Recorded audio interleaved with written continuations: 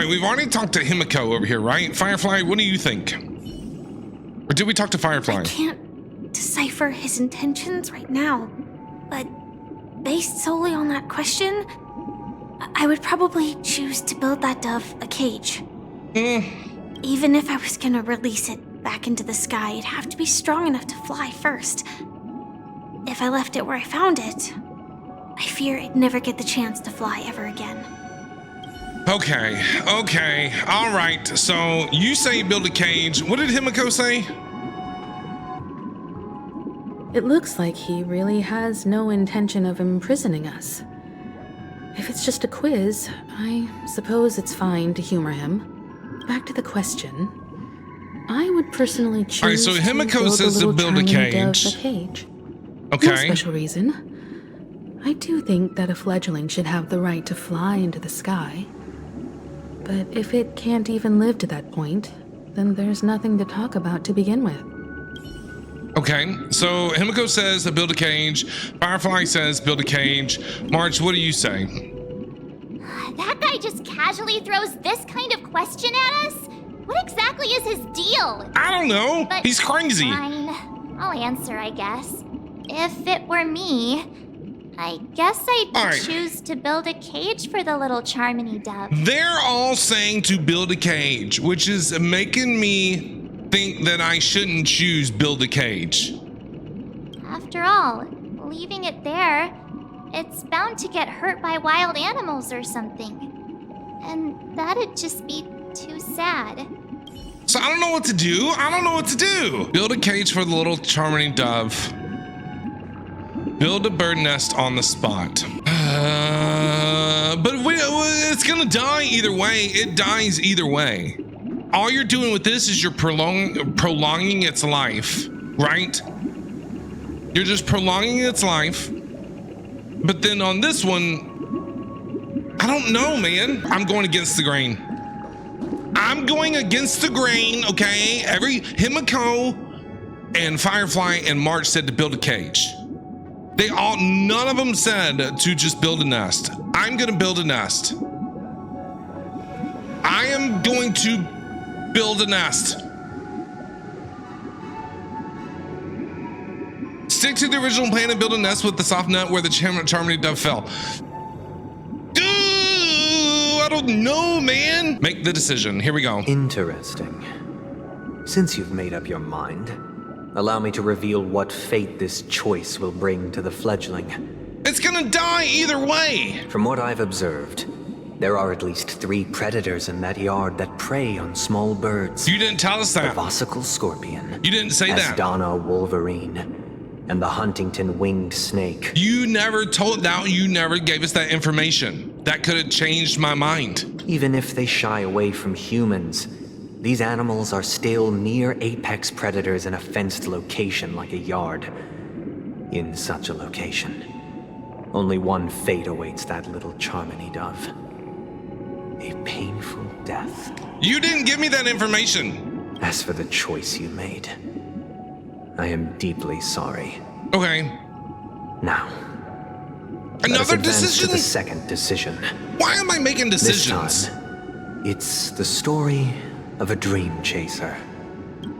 Why am I making all these This decisions? story happened when I was appointed as Bronze Melodia, a position exclusive to the Oak family, charged with listening to the problems and vexations of dreamscape residents, and providing them with the relevant guidance. Blah, blah, blah, Sunday. Blah, blah, blah. Let nature take its course, okay? It was during that period that I had the opportunity to hear voices from all corners of the dreamscape. Joy, sorrow, arrogance, regret. The complex tapestry of human nature that formed the world. And I was fortunate to catch a glimpse of it. Okay. He was a dream chaser and an illegal stowaway. Just like the rest of them, he came to Penacony in search of a better life. Except that, to most people, the price he paid, I suppose you could say it was everything. He told me, I sold everything I could at home, That guy. The house, the land, even his 2 children. That guy. I remember that guy. He said he could not afford to raise them, and that at least they could eat if they lived as slaves. What are you going to ask me? Are you going to ask me would I do the same thing? He had a plan in place. He would buy back his children once he had made his fortune, and enjoy Penacony's beautiful dream with them. Alas, his plan to smuggle himself was somewhat clumsy, and he was sniffed out by those pig-headed hounds. Okay. After hearing the dreamchaser's story, I immediately appealed to the Bloodhound family to cease their pursuit. That way, at least he could live peacefully. But I was still too naive to the ways of the world. I did not anticipate that what I thought was a kind gesture would later lead to dire consequences. What is your question, Sunday? What is your question? What decision do you want me to make now? I'll tell What is you it? the outcome soon. For now, I'd like you all to make a choice. Why Will are you we do doing as this? I did, and try to convince the Bloodhound family to stop their pursuit, No. so that the Dreamchaser may live peacefully and realize his wishes? No. Or will you remain silent, leaving him to languish while the hounds are hot on his heels? Nope. Yep. Until his inevitable judgment arrives. Yes, he sold his I kids. look forward to He everyone's sold his kids. decisions. Who knows? This is an easy choice. Perhaps they might even alter the outcome of this tragedy. Easy choice. He sold his kids. He's going to jail. I'm locking him up. And let me guess, Sunday, you're going to be like, well, since you decided to lock him up, his children became slaves forever and died at an early age and all this other garbage, right, Sunday? Right? Oh, yeah. I'm going to remain silent, leaving him to languish with the hound while, yep, I am. Yep, make the decision. It seems you, like me, Watch and see. are pondering whether a different choice could have led to a better outcome. Sadly, his fate would only be more tragic. I don't care about him. He sold his kids. Say he never gets caught. He would only die from delirium. Whatever. The methods with which illegal stowaways enter dreams are unorthodox. Not flawless like the hotels. Living in the dreamscape would be a mere pipe dream, should he be apprehended. Could the hounds afford to turn a blind eye? The answer is a definitive no. They couldn't bear the resulting consequences, and thus wouldn't dare extend a helping hand. Okay. As to your choice, I once again offer my heartfelt apologies. I feel like none of these choices matter. Next comes the third and final decision. Like either choice I make, somebody's is gonna be like, "Oh, your choice sucks." You know what I'm saying? This is what'll happen. Everybody dies. And the story this time is my own. Oh, this will be an easy decision. This story happened the day I was appointed the Oak family head. At that time, Mr. Gopherwood was the current Dream Master. Who calls them And themselves as per his wish, Gopherwood? we had a private conversation. Is he like a literal gopher? What surprised me was that the Dream Master had only come to deliver a letter to me. He let me read its contents, and it was a letter from my sister. What'd the letter say? The letter contained the usual pleasantries, anecdotes from her travels, nothing out of the ordinary. Just as I started wondering how this letter related to our discussion, the Dream Master began to speak. Do you know who wrote this letter? His sister, My sister, of course. Robin. But why would you personally visit me to hand me a letter from my sister containing mere trivialities? To help you grasp the full scope of this issue. Do you know where Robin is at this moment? From what the letter indicates, she must be in Caspelina 8, correct? What is She's Caspelina touring 8? there right now. Are we gonna go there? Are we gonna visit there? Correct. Has she mentioned anything about a stray bullet? A stray bullet? What? Did somebody shoot at Robin? A war has broken out on that planet. It is because of this very reason that Robin chose this destination. To spread the word of the harmony and to save the They're not lives of that worshipping them. planet. She personally made for the front lines. They're not worshiping the harmony, though. It's been a lie the whole time. She hoped to ease the people's suffering with song, and was willing to brave mortal danger to deliver the IPC's medical supplies.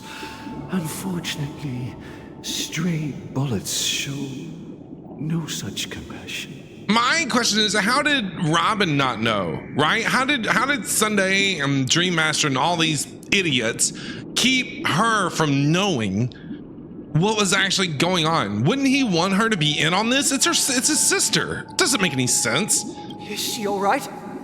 If the operation was successful, she should probably be recovering in the field hospital. By the eon above, the bullet struck her neck directly, yet possibly as a reward for her consistent deeds of harmony, it didn't hit any vital arteries. Once you've attended to your outstanding tasks, it'd be advisable to write her back as soon as possible. Oh, dear God.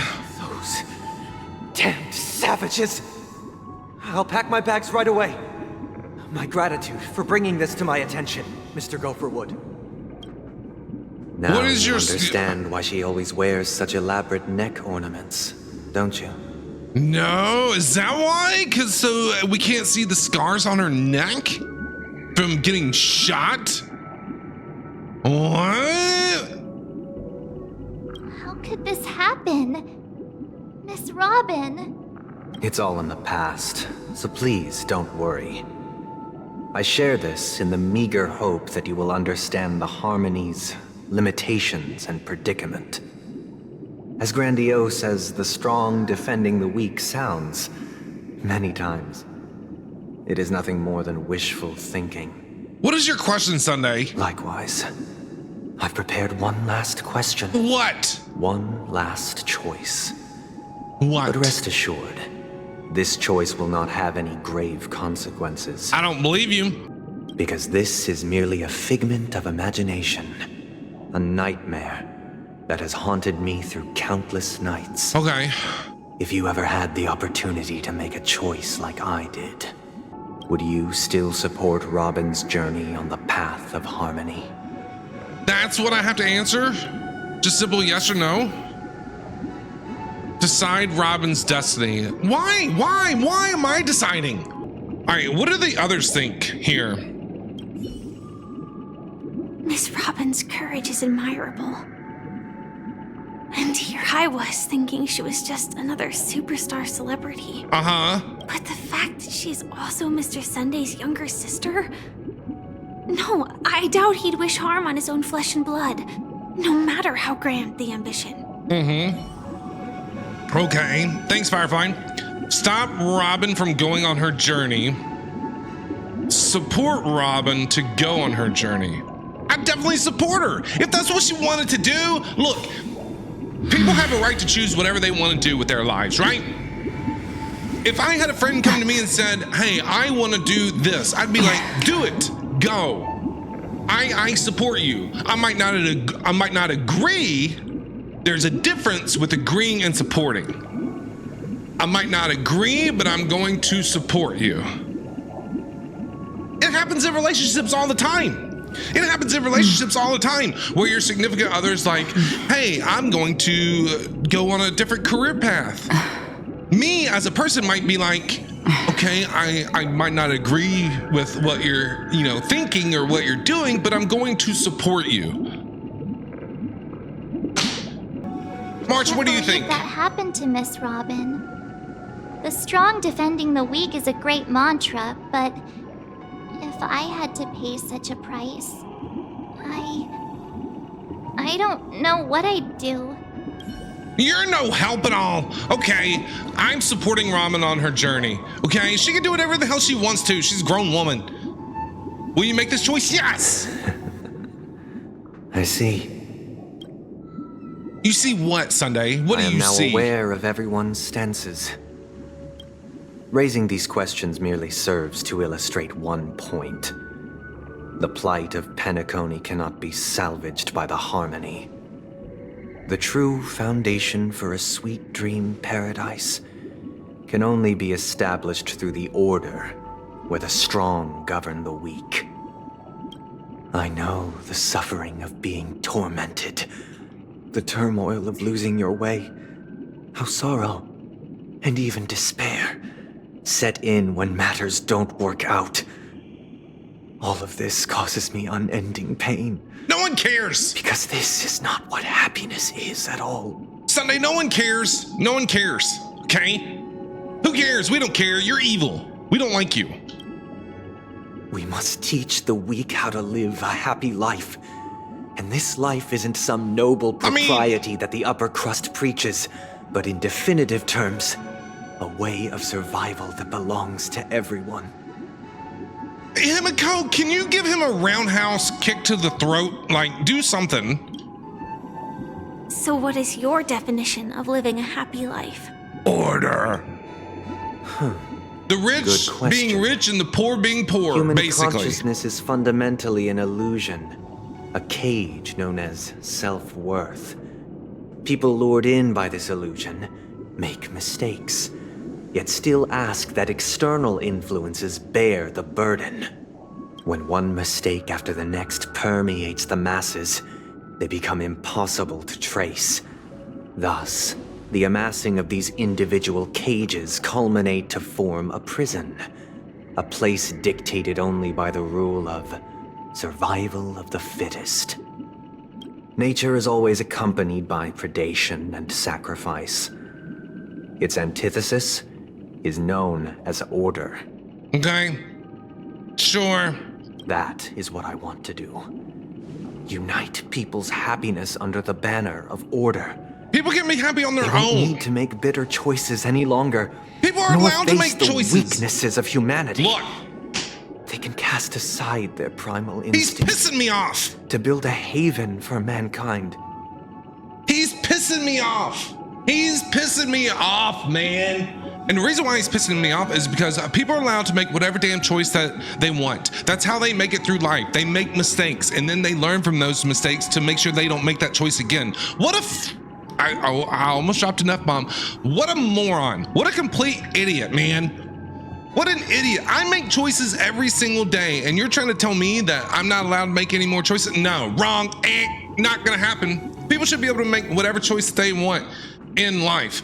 What kind of job that they do, how many kids they want, if they want to get married, if they want to stay single, whatever they want to do with their bodies, anything. I don't care. Let people live their lives and do what they want to do.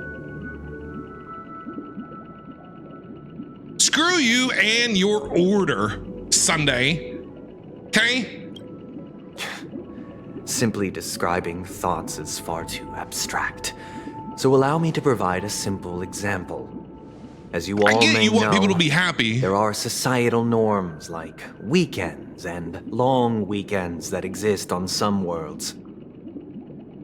During these hard-earned rest days, people are given the chance to extricate themselves from the stresses of everyday life, allowing a certain tranquility to return to their souls. I mean, I understand that he wants people to be happy. Like, I get that. I understand that. That's what he wants to do. He just wants people to be happy, right? I make myself happy, okay? That's on me. That's not up to somebody else. That's not up to my significant other. That's not up to, like, you know, everybody else in this world to make me happy. It's up to me to make myself happy. That's all there is to it. And it is only on these days I don't need that you. people do not have to adhere to the law where the strong prey on the weak. They can live out their lives happily during these brief intermissions. It's just a pity that 2 or 3 days are still too fleeting compared to the span of a lifetime. If I From was where standing I in front of stand, Sunday, that'd be Society's my exact ideal reaction. system should be 7 rest days. Following Sunday, there should ensue a second, a third, and indeed an infinite procession of Sundays. This should be the face of the new world. Idyllic, eternal, peaceful days. Now, Sunday, don't get me wrong. Like, would I love a life to where I didn't have to work? I knew my bills were taken care of. I could go and do whatever it is that I wanted to do, right? And you could relax and rest and not have to worry about things. Like I would love that kind of life, but that's up to me to decide whether I want that or not, and if I'm willing to work hard enough to get to that point. Do you know what I'm saying? I don't need it from you. I don't need it from you. I work hard for what I have. Okay? Do you understand? And thus, every person can return to their base selves in this utopia. Some gaze in reverence at the stars, pouring their whole beings into calculating the distance between us and the isolated world of Pagana. Meanwhile, some seek refuge in quiet corners, holding one another, unencumbered by the chains of unwelcome obligations. Blah, blah, blah, blah, blah. There would be no need to bear the hardships of reality. Only in this way can humanity face the inevitable end with the purest of spirit. Living a life of dignity. This is what it is to live in bliss. Yeah. Miss Firefly, you who are stricken with entropy loss syndrome, you of all would surely understand this. Don't you try to bring her illness into this. You shut your mouth, Sunday. That ain't got nothing to do with nothing. You're trying to be like, oh, you're sick, so you should understand. You shut your hole, you chicken wing boy.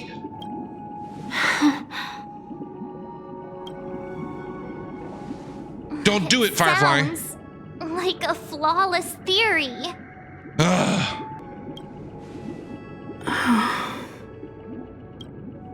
But what is the price to attain all this?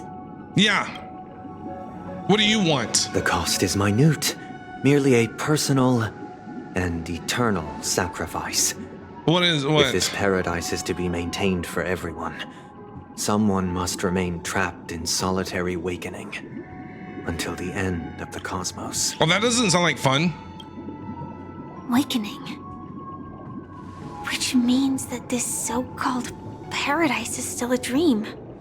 Stepping into this paradise means forsaking reality, correct? It is not forsaking, but transcending. Yeah, I don't see it that way. Flesh, blood, sorrow, weakness. If the physical is the root of spiritual suffering, it is only logical that we defeat it. But in this supposed bliss, people won't have defeated their demons. The chance to overcome their tribulations would be forever lost to them. You tell him, Firefly. In other words, it is an escape. I agree with you, Firefly. Completely agree. And it is okay to have an escape once in a while, but eventually you're going to have to go back and face your problems.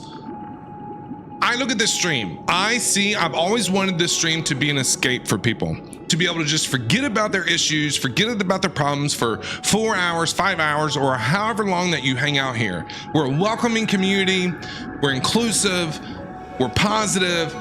We just want people to forget their things. But after stream ends, those problems are still going to be there. Do you know what I mean? It's okay to escape once in a while. Not all the time. It's impossible. That's another way of understanding it. But there is no shame in escape. I'm not saying that there is. On the contrary, the seeds of escape exist in everyone's hearts. I'm not saying that there is shame in escape. Don't you agree, Miss Firefly? And as to why we sleep, it is because we are afraid to awaken from our dreams. But this is not in conflict with the grand plan. Only in acknowledging this can we truly understand the frailty of human nature, and from there, show compassion and protection. I don't know.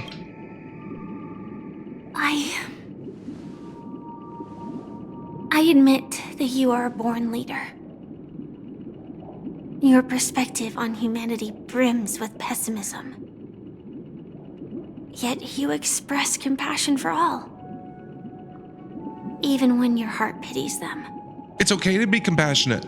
It is okay to be compassionate. But unlike you, I live for the self. From my perspective, individuals making choices for themselves is their birthright. Yes, Firefly. 1,000,000,000,000% agree with you. No matter what it is. No matter what it is. Whether it be with their education, whether it be with their bodies, whether it be whatever. Whatever. Relationships, completely agree. The want to escape may be innate in the weak. But whether they are weak or not, it is not up to another to decide. Yeah! Perhaps in your mind, you also view me as weak? But you can choose to be stronger if you feel that way, Firefly, but you're not weak. You're strong. You're Sam. Kick his ass. Because I don't think so. Since Miss Firefly has said her piece, the Astral Express will also naturally give you our answer. Yeah, kick rocks, bro. We'll leave it to you. Just Me? as Mr. McHale instructed before. Tell him our choice. Oh, I'm gonna tell him our choice in a very physical way. How about that? Do we have to make a choice? Are we gonna get into a fight? What are we doing? What are we doing? Kick his ass. Not long ago? What is this place? Misha! What are we doing here? Does this place ring any bells, Misha? I don't know, but I feel a sense of deja vu. What is this place? It's the realm within a dream bubble. This was left to the Astral Express by a nameless, but weirdly, when we entered it, it was completely empty. Wait, are we in Mikhail's dream bubble now? Dr. Edward from the Dreamscape sales store told me that dreams are formed from memories, and a dream bubble can't take shape if its core is empty. So I thought you might be able to help us in unraveling this mystery, Misha. Yes? As a hotel doorman, you know Penacony best among us. I don't know much about dream bubbles, but if you want to figure out what this mansion is, I'll do my best. I'm counting on you then. He reminds me so much of Shang Shou from Genshin Impact. Like the outfit, the hair is a different color, but everything else about him, he reminds me so much of Shang Shou. Himeko, I still don't get it. Why were you so sure that Misha had a connection with this dream bubble? I wasn't sure. It was just a hunch. But since Misha feels familiar with this place, my hunch might be correct. So Misha's gonna help us out? This place looks a bit familiar. This place feels... Wait, is this where... This is where the whole mess happened with... We were running through the doors. It turned into like a horror game for a few minutes. Exactly. This is where you and Firefly encountered death, which we now know as dormancy. Yeah. Considering its connection to Dreamflux Reef, it's not surprising it appeared here. The question now is, who brought you here? Based on the clues we have so far, it's unlikely to be that masked fool. So identifying them is crucial to us. We're drawing closer to the truth once more. Let's give Misha some time, as I believe he'll unveil the secret of this dream bubble. Okay. All right, but there are Dream doors inside of a all dream over inside the of a place. dream. Which one should we choose? Do you have any idea, Misha? The one with the lights on above it. I guess... maybe this way? Okay, which way? Yeah, the one with the light on. The one with the light on. You managed... Oh, sorry, Weird. March. This place is quite different from the hotel. But I feel like I've been here before, and even lived here for a while. If I remember correctly, there should be a fireplace down that hallway. Clocky and I used to sit by the fire, listening to the crackling of firewood. And the room on the other side was the toy room. I remember that room, yeah. I loved spreading out all the toys from the box on the floor, and making up stories for each of them. Hold on.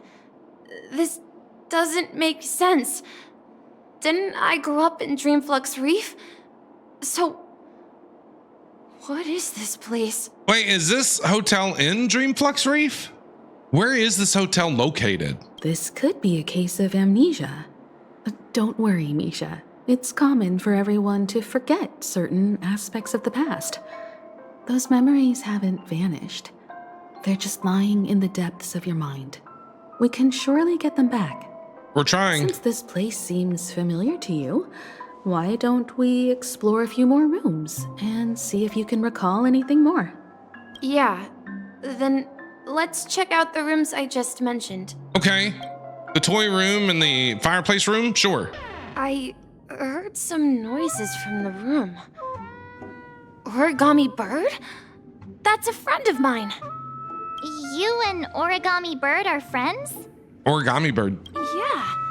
It's a member of the Compass crew, just like Clocky and Miss Mirror. And there's more than just one Origami Bird. They are a big family with lots of brothers and sisters who look the same. Yeah, we've been pulling on their tails quite a bit. They follow Miss Mirror's orders and handle all sorts of jobs on the ship. They're the best sailors. Sailors? Can origami birds be sailors? Well, they're made out of paper. Can't they float? Could you tell us more about the compass, Misha? The Compass is a ship bound for the New World. Clocky and his partners travel through layers of fog to the depths of the sea. Whenever there is danger, Clocky will use a compass and guide the ship in the right direction. Okay. That's a great story. But in the Penacony cartoon, Clocky and his partners have always lived in Dreamville and never ventured out, right? Huh? Oh, that does seem to be the case. Weird. I clearly remember Clocky arrived in the New World in the end. Perhaps Clocky has a hidden past. Clocky is something, Himiko. So, where has Clocky gone? Oh no. Did he leave to protect Dreamville? I don't know. Mikhail, that's the name? Yes. Now we all know him as the Watchmaker. Yes. So, who is he talking to? Do you know anything about it, Misha? I'm sorry. I don't know much about the Watchmaker. But, Mikhail... Uh-huh. Anything special about that name? What do you know? Mikhail is Grandpa's name. Wait, your grandpa? Who's your dad? Who's your daddy? Who's your mommy? Grandpa? Hold on, wait a second, wait. So are you now the new watchmaker? Do you just not know that you're the watchmaker? Grandpa? Do you mean you're the Watchmaker's grandson? But we haven't heard anything about the Watchmaker having descendants. And the name Mikhail is not rare. Perhaps it's merely a coincidence. I'd say Michaela's rare. I've never heard anybody named Mikhail. Michael, maybe. Could you tell us more about your grandpa, Mikhail? Yeah, sure. He was a seafarer who fearlessly ventured into mysterious seas and storms. He was always on the sea and had lots of friends who accompanied him on his travels. Clocky. Sounds like Clocky. He didn't want me to call him Grandpa because that would make him sound old. He believed he was still young. The name Mikhail was given to him by his parents, Mihaly and Elise, both renowned seafarers. I do like some of the names that they have in this game, like Mihaly. I love that. I like that name. Like, you know, if I met somebody named Mihaly, I'd be like, that is a beautiful name. Beautiful name. Nice name. I like it.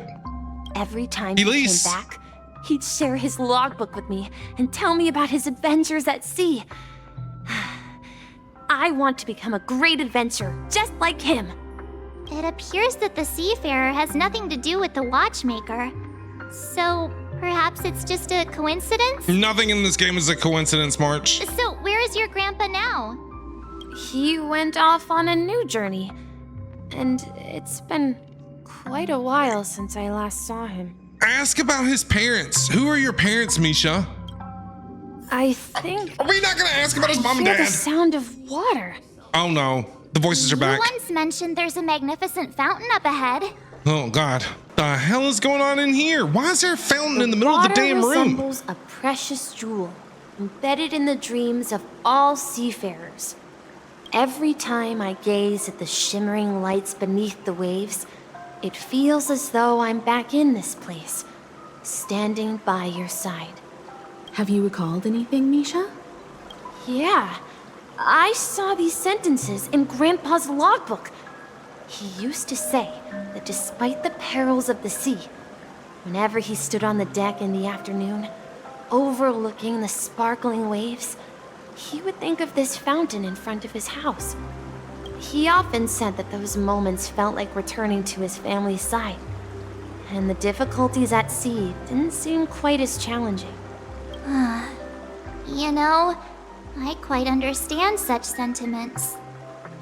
Don't sigh or you'll start getting gray hair. You're talking like an elder. I'm not an elder.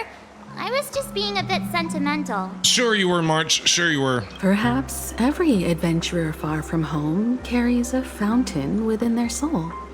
Even though the other side of the sea remains shrouded in the unknown, the fountain in front of his house serves as a compass, leading him back to his cherished ones. Yeah. Like a lighthouse. While Grandpa was at home, we would stand by the fountain and place the compass. What is this compass? Toy boat that I made into the pool. Okay. Back then, I would ask him when I could go on adventures like him, and he would always laugh and say I was still too young. Are you the new watchmaker? Do you not... maybe you are and you just don't know it? It seems this Mikhail is truly a seafarer and has nothing to do with the watchmaker.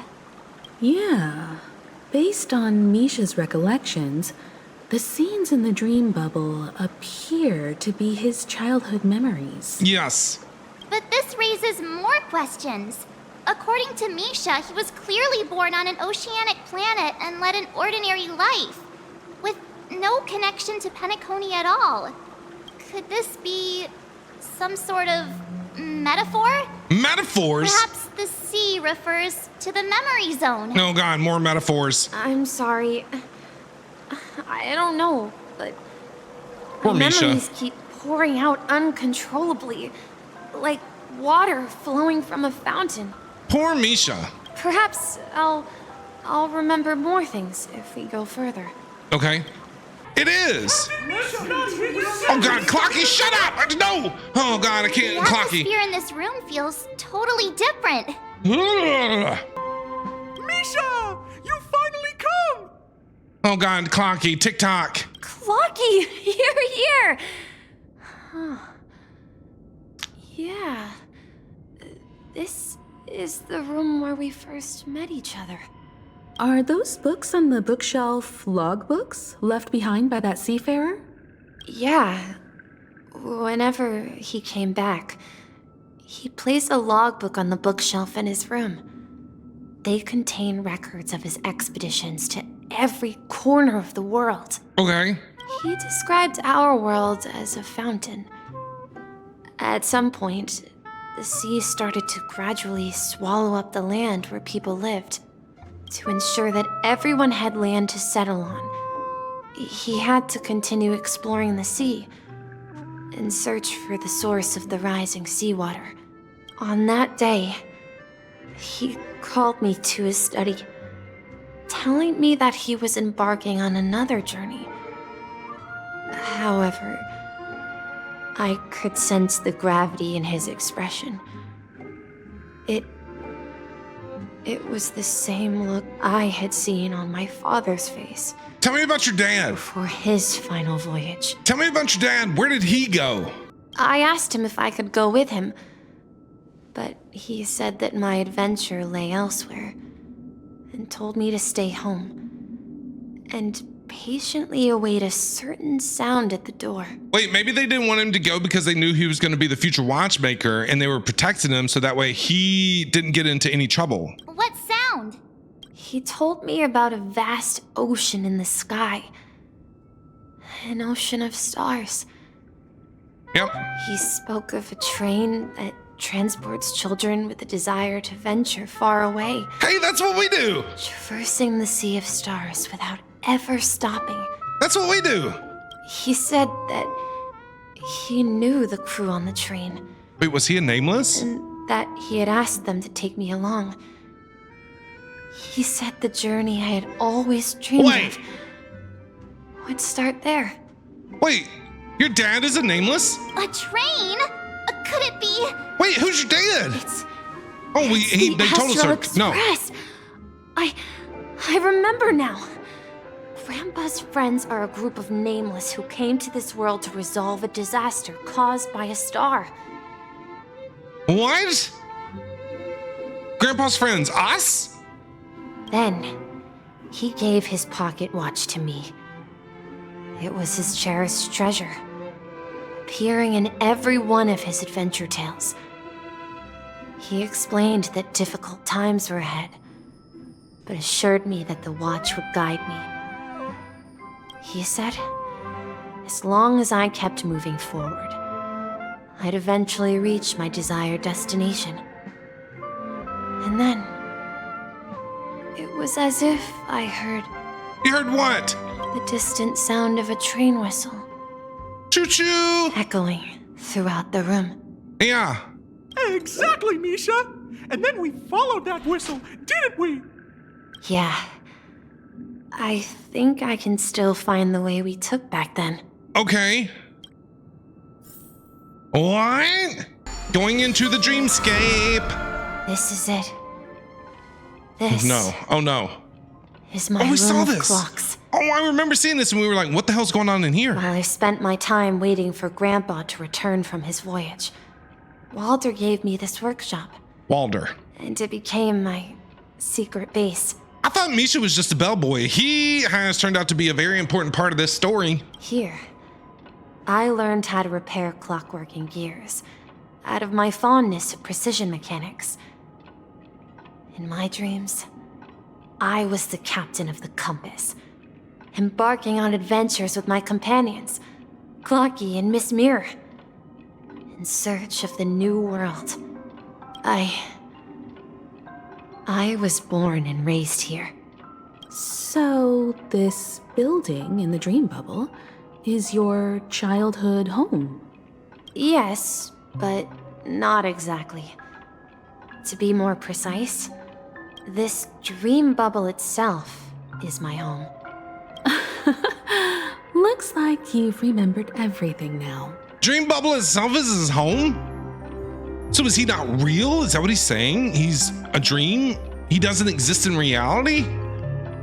If he's saying the dream bubble itself is his home, then that means he only exists in dreams and he's not a real... He's not in reality at any point. Wait. Why does it feel like everyone else knows something I don't? March, I don't know anything. March, I don't know anything. That's a great question. I'm with March, okay? Why does it feel like everybody else, including chat, knows something that I don't? Yeah, you're the only one still in the dark. No, she ain't. Too bad I don't know either. I am. March, do you remember when he mentioned a clocky that only he could see? Uh-huh. Yeah, the little guy here, right? Yep. But we all saw him in Dreamflux Reef, TikTok. right? And Mr. Yang even greeted him. TikTok. Looks like everyone on the Astral Express has a childlike spirit. Okay, sure, Clocky. The answer lies in the Astral Express. His experience shows that neither Firefly nor Acheron can see this clocky. And when we were in Dreamflux Reef, you may have noticed that for some reason, nobody outside of the crew had ever talked with Clocky. Right. Yeah, I remember that. Because they were like, what are you looking at? They thought we had gone mimetic light crazy. That can only be seen by a select few. It's just like a hidden message left by someone for the nameless. But Misha can see Clocky too, right? They But even he's grew not- up together. But he's not But real. Misha hasn't started the way of the Trailblaze yet. Misha is a dream. He's not a reality thing. If he was born and raised in a dream bubble, he doesn't exist. Right? That's the key to the mystery, March.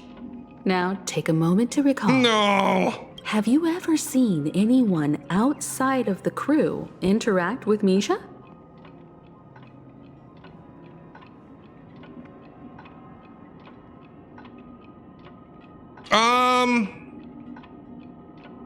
No. Right? Did Acheron? No, Acheron didn't. She wasn't there. Firefly never did. No.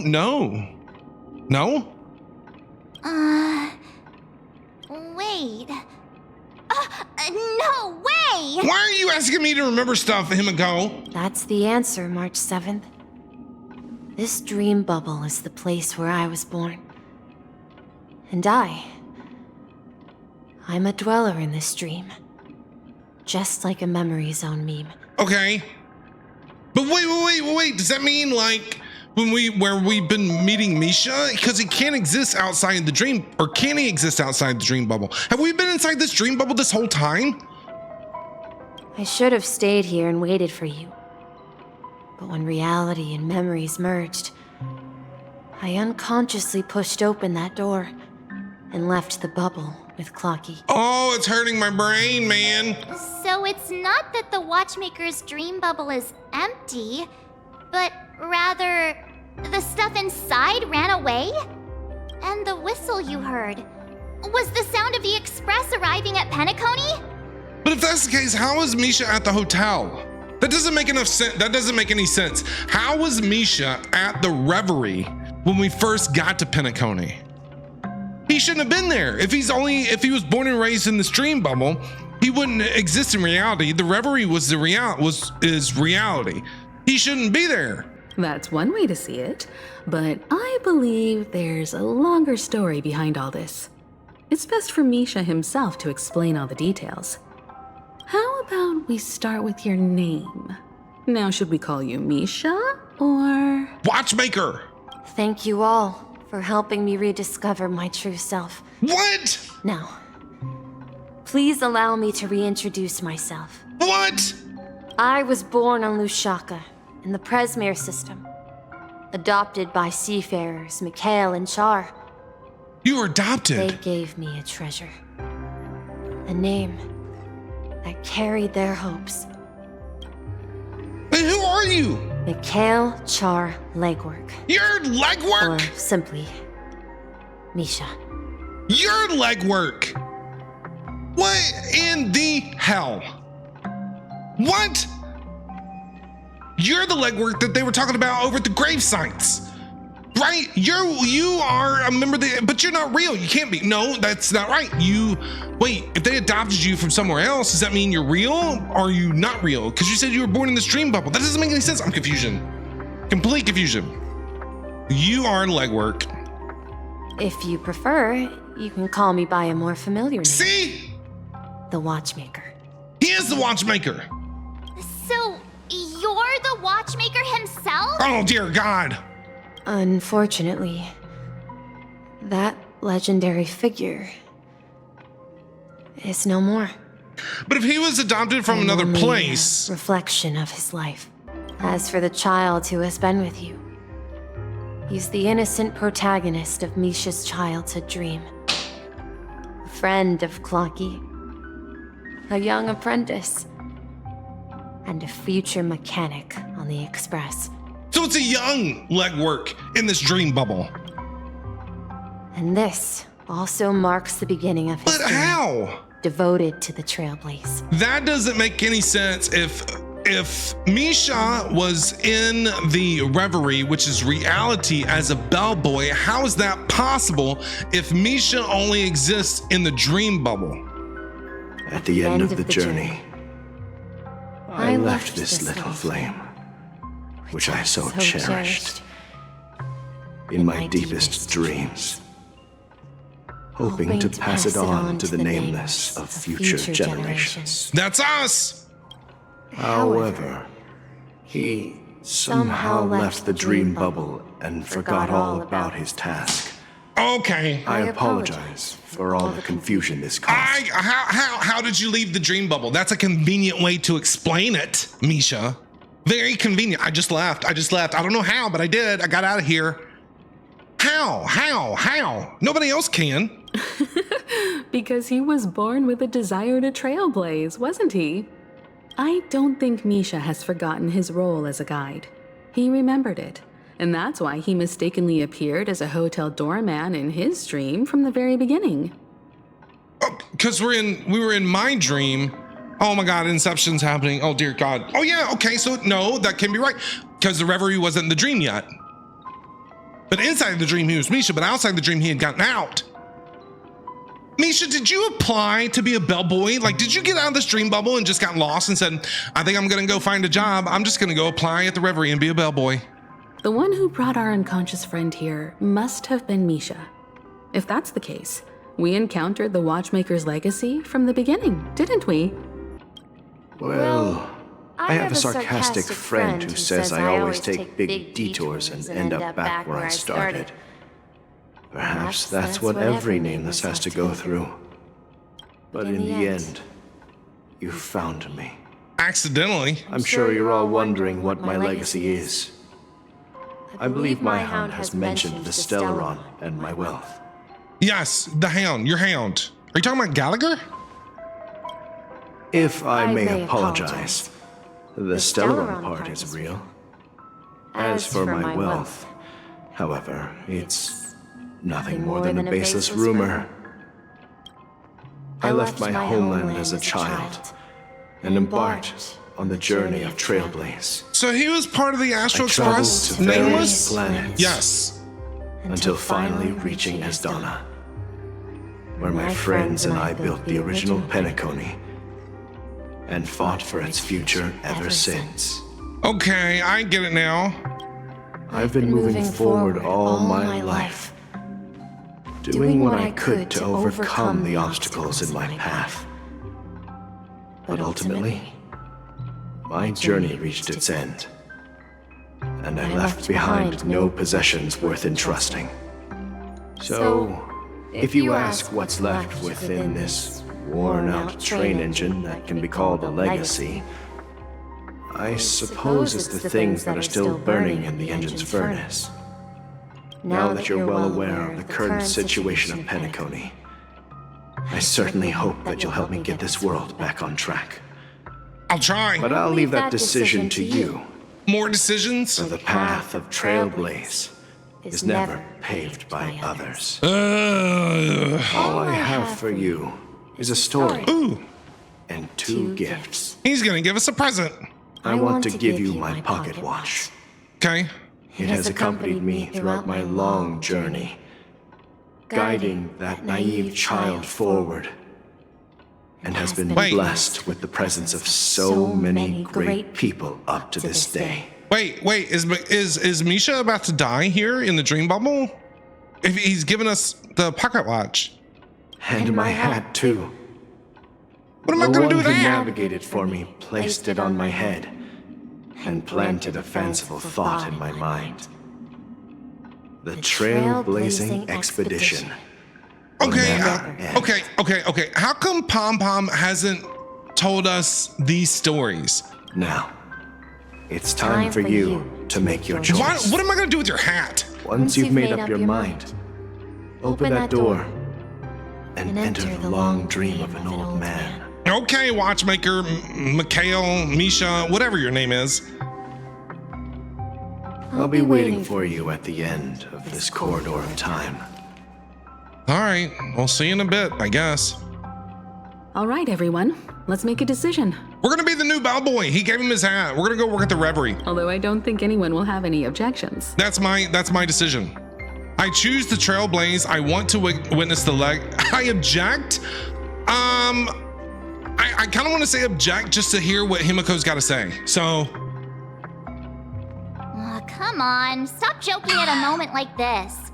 We've come this far. Sorry, Surely March. there's no other option than moving forward. Sorry, March. In that case, the vote stands at 2-1. Oh, well, I lose. Then let's proceed together to the end of this dream and tell Mikhail our decision. All right, sounds good. All right, let's go talk to Mikhail here, Misha, whatever. Oh, Lord, what is happening? Mikhail, where are you going? Okay. Lord. Are we on the Astral Express, right? Who's this? Someone has to step up and save Lushaka. You're Mikhail. So why can't it be me, Misha? Please don't go. Misha? And if you must, please take me with you. Don't leave me alone. Even without me, you know how to proceed forward, brave Captain Misha. The compass is waiting for you. Haven't you always wanted to be a better adventurer than me? Now go, board that train and start your journey. But that was Where him are you joining the going, Express. I'm going to clean the floor in the parlor car. I've promised the conductor. Who is the conductor at the time? No, that'd be Pom Pom. He's going to clean the floor. Yeah, Pom Pom, yeah. Pom Pom will make it clean, that's for sure. Who was the navigator at the time? Wait, first tell me, did you fix this watch? Yeah? I know what it looked like before. Falcon. The chain was broken. This guy back was the case torn, navigator? and the marks on the dial all worn out. I got it How now. did you manage to fix it? I just didn't notice his name. Falcon Amundsen was the navigator at the time. Well, I haven't heard that name, have we? explain, but I knew it could be fixed. It's the hands, Mr. Amundsen. Its hands were intact and pointing in the right direction, so I knew there would be a way to fix the rest. I see. You'll work with me from now on. Haven't you always wanted to tinker with this train? You're its mechanic now. As for the conductor, I'll do the talking. That's Pom Pom. But I only know how to fix watches. Don't worry. You've got what it takes. All right. I'll teach you what you need to know. So, as far as we know that Pom Pom was there. We know that Mikhail was there. Was a nameless at some point in time on the Astral Express. Falcon Amundsen was there as a member of the Astral Express. He was the navigator. Then you had Akavili on it as well, but it doesn't say when that actually happened, but it was in a dream bubble. So I'm assuming that Akavili is on the Astral Express at this time too. So Mikhail, Amundsen, Pom Pom, Akavili. Where are you going, legwork? It's time to head to our next stop. Granholm? Who is Granholm? I'm staying in Astana with Rosalina and Tiernan. I see. Ooh. This place reminds you of home. The people of Astana have only achieved a tiny victory and still have a long way to go towards true freedom. Hanunu needs us. Has Pom Pom been on the Express the entire time? Or no? Because that one said conductor. Don't worry, not all journeys lead to the stars. Even if I leave the Express, our path of trailblaze will continue. Yeah. I knew you wouldn't stay on the Express forever. Leave in peace, my friend. And, take this with you. This is Mr. Amundsen's hat. But why? When he departed, he said he would leave it to his best student. Where'd he go? I suppose the time has come. Where did he go? Farewell, legwork. Take care of Tiernan and Rosalina. And don't forget to write to us. Where are you going, Watchmaker? Don't worry, Micah. Just going on a little trip. Micah?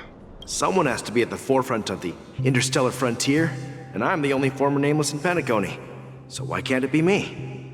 Because you're all we have. Have you forgotten about Tiernan?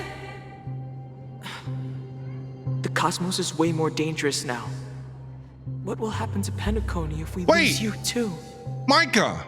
We've heard that name. Micah was the big, burly, bearded, tough guy that we met, right? Is it the same Micah? But what will happen to Penacony if we don't find a way out? Ah, Tiernan. He said he was How just could I ever forget him? gravekeeper. I've spent countless sleepless nights asking myself why I didn't go with him back then. We Nameless won't stop. Don't worry, Micah. It's just a matter of getting back to my old profession. Just wait for me to come back. But if, and it's a big if I don't come back in one piece, then you'll become the next watchmaker. What?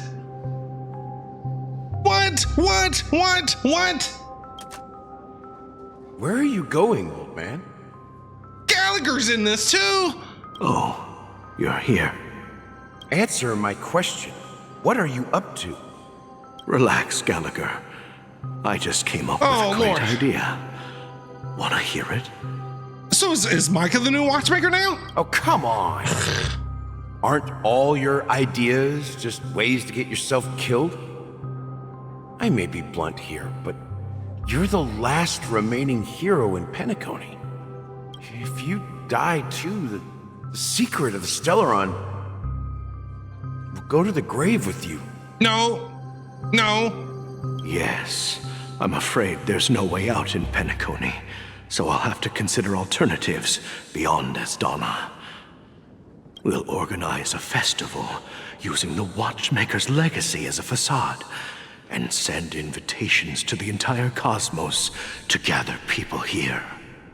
So, a desperate struggle against the family? Desperate? Don't we have you here, my friend? This task is challenging, but what hasn't been challenging for us along the way? Well, whatever you do, remember, make sure to send an invitation to the Astral Express. Oh, we got it. We got the invitation, all right. Misha! Oh God, TikTok. Oh, it's you, Clocky. Take me to Dreamflux Reef. TikTok. Last night, I had a long dream about the day we met. I want to write down that dream. Write it down? Why? Oh, so I won't forget it. Do you remember how you got your name, Clocky? Of course! You told me that when you were a kid, you lived in a room full of clocks. Those wall clocks and pocket watches grew up with you hold on. and were your best friends. But wait. Hasn't the Charmony Festival been going on forever? Or is this like the very first Charmony Festival that they're doing? I thought it was something that they've always has been a long-standing thing, right? Yes, but what I didn't mention was there's a funny misunderstanding behind it. I was a kid, and there was always a special pocket watch in my memories. It was with my grandpa, guiding him on his sea voyages and leading the way in his every adventure story. I wanted to have a pocket watch like that too. And that's when you appeared in my dreams. Yeah. Every night, we boarded the compass and set sail together. But you know what? Steamboat Willie. It wasn't until the day my grandpa gave it to me that I realized it wasn't a pocket watch at all. What was it? It was a compass. The compass. So, your name should have been Compassy. I like it better than Clocky, TikTok. What would it say then? North, south, east, west. And the watchmaker is just a nameless. That's a lot to take We've in. arrived at Dreamflux Reef. So, where to next? That is a lot to take Clocky, in. I don't think I'll be going anywhere else. All right, so we learned how. Are you okay there, Misha? We learned how Mikhail was legwork. He was legwork, was nameless, got on the express, got off the express. Just there's a lot. That was just a lot. That was a lot. I've traveled far enough, and it's time for a little break. Okay. Oh. So, we'll set out again. When you're rested? No, I'll stay here. And then, this is where it ends. This is... where it ends? What do you mean, Misha? I guess he's saying he's ready to die, but that doesn't make sense. You told me that the trailblazing expedition would never end. Yeah, that's what I said. So now, it's up to you to decide your next destination. My next destination? What's that supposed to be? I've been following you. Misha? You're acting weird today. Everybody's acting weird, Clocky. If you're feeling down, we can just do what we usually do. With the clockwork. Everybody in this place is weird. No, I'm not feeling down. As for clockwork, yeah, it resolves all problems in this dream. That's so pretty. So, do you know what clockwork actually is? I'm not quite sure. Well, everyone gets lost at times. They may hesitate and doubt which way to go. That happens in this dreamscape and beyond. I do it myself. But don't worry. Everyone goes through moments of uncertainty and hesitation. Eventually, they gather the courage to make bold decisions. Whether it's calming, joyful, angry, or sad. All they need is a little nudge to take that step toward where they truly belong. I'm leaving that little nudge with you, and I hope you'll share it with others. No. Such is the essence of clockwork, the will of the trailblaze. Yeah. Clocky's hands spin around non-stop, indicating confusion, frustration, and weakness. But ultimately, people still need to move forward. Just like your hands, always pointing ahead. This is where my journey ends. From now on, it is your path to walk. Trailblazing means taking paths your predecessors forswore. Venturing What's even going further. on? The Penacony in Mikhail's dreams does not belong to order. Yeah! Oh, who are you? What just happened? We took the hit. Oh, so we're back with Sunday now. Oh, what do you think about that? I can't believe that Eon would cast a glance at Penacony at a time like this. Is it because of the resonance from the legacy of the Trailblaze? That's sad. Or perhaps the bond between you is so strong that it even impresses an Eon. But my question is, if Mikhail is dead, how is Misha still existing if Mikhail, or if Misha is a product of Mikhail's dreams? Does that make sense? Well, there might be another possibility. Perhaps they want to witness, on behalf of the fallen Eons, who will hold the future of Penacony. If that's the case, on behalf of the Dream Master of Penacony and the 107,336 members of Bring the them Oak all family, I'm extending a formal invitation to all of you. For a fight? I'm cordially inviting you all to the Penacony Grand Theater to participate in the upcoming Charmony Festival. And, of course, you won't be in the audience. I don't want to be there. But on center stage. No, because Sparkle has given away a bunch of buttons to people to explode, to have quote-unquote fireworks go off. Since the future of the Stellaron, Don't want to do that. And even the entire cosmos is at stake, let's draw a conclusion there, in all fairness. Okay. If you truly believe in Akavili's path, yeah, we do. Then show me their courage and determination. No problem. I'm ready for a fight. Let's go. Why are we waiting? Let's do it now. We can solve this issue right now. Harmony, Path of the Harmony. Freaking Trailblazers got a new goddamn element. The new Path of the Harmony. Support, what do you do? Tuned. Can I see that again? Please stay tuned.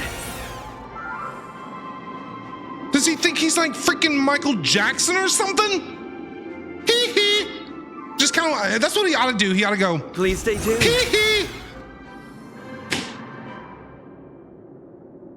Like legitimately.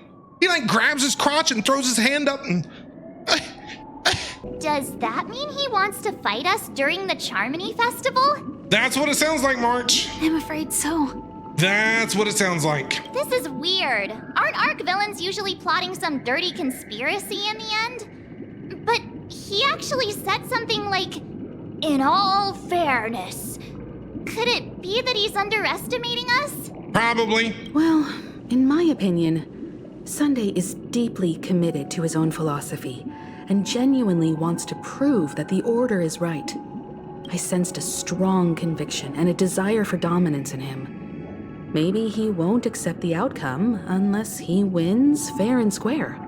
That's why he'll give it his all in the upcoming battle. In front of everybody, too. In front of everybody. He won't back down either, but he's such a gentleman if evil, why so nice? I flexed on him too hard with my peak swag. Guess I messed around and find out, huh? Yeah, Trailblazer fucked around and found out. You. Every time an important moment arrives, you hesitate. Oh, man. We've even dealt with a Lord So Ravager good. of the Destruction, so a follower of the Order won't be a big deal. Okay. Anyway, we can't leave the Stellaron unchecked. This is about trailblazing a bright future for Penacony and fulfilling Mikhail's and his predecessors' long-cherished wishes. Now that we've taken up the mantle, we can't afford to fail them. We got this. However, the same applies to the Order. Their plan didn't materialize overnight, and they have the profound collective consciousness of the planet of festivities behind them. A desire to dream, to slumber and escape reality. All those hidden emotions have given birth to the sweet dream of the Order. They've harnessed the will of an entire planet to create an eon. Yeah. This confrontation is far more complicated than a simple power struggle. To secure Penacony's future, fighting on the stage alone is not enough. What do you mean? Are you not coming with us? You better be. I believe Firefly is trying to say that she's heading off to another battle. Where are you going? No, don't leave me. Before I left, the Destiny Slave told me that this journey would bring unforgettable rewards. Even though the script he gave me only had a few lines, I couldn't ignore them. Because one of the lines said, I'll experience death three times in the land of the dreams. 3 times? Have we only seen once? So she's gonna die 2 more times? Don't do this to me, game. No, that can't be right. Did she die twice already? No, once. 3 times? This can't be serious. Is she like a right? cat? Does she have like 9 lives? The first time was a painful death when I was stabbed by the Blade of Dormancy, That was the one that we saw. which led to all subsequent events. the script will always come true. But in a way that will only be revealed when that page is turned. So now I've understood the meaning of my second death. And I am prepared to face it. If all goes well, my efforts will provide crucial support for you. So she's got 3 lives and she's about to use her second one? And she knows it's coming? Only by achieving victory in this battle can we secure a future for Penacony. And only then, my third and final death won't come true in the most terrible form. So is this all written in the script, right? Is that what we're saying? But we're trying to go against the script, but she can't go against the script. We have to do something about it. So it changes the script for her. The most terrible form? Does that mean... The true death, where everyone in Penacony loses themselves completely in the eternal sweet dream of the Order. We must do everything we can to prevent that. Have you made up your mind, Firefly? Yes. Otherwise, I wouldn't be here. Can't wait to pull for her. Thank you again for your assistance for the Astral Express. May we meet again, in reality. Yes! Yeah. Farewell, everyone. May your trailblazing expedition never end. We'll see you again! Don't you worry!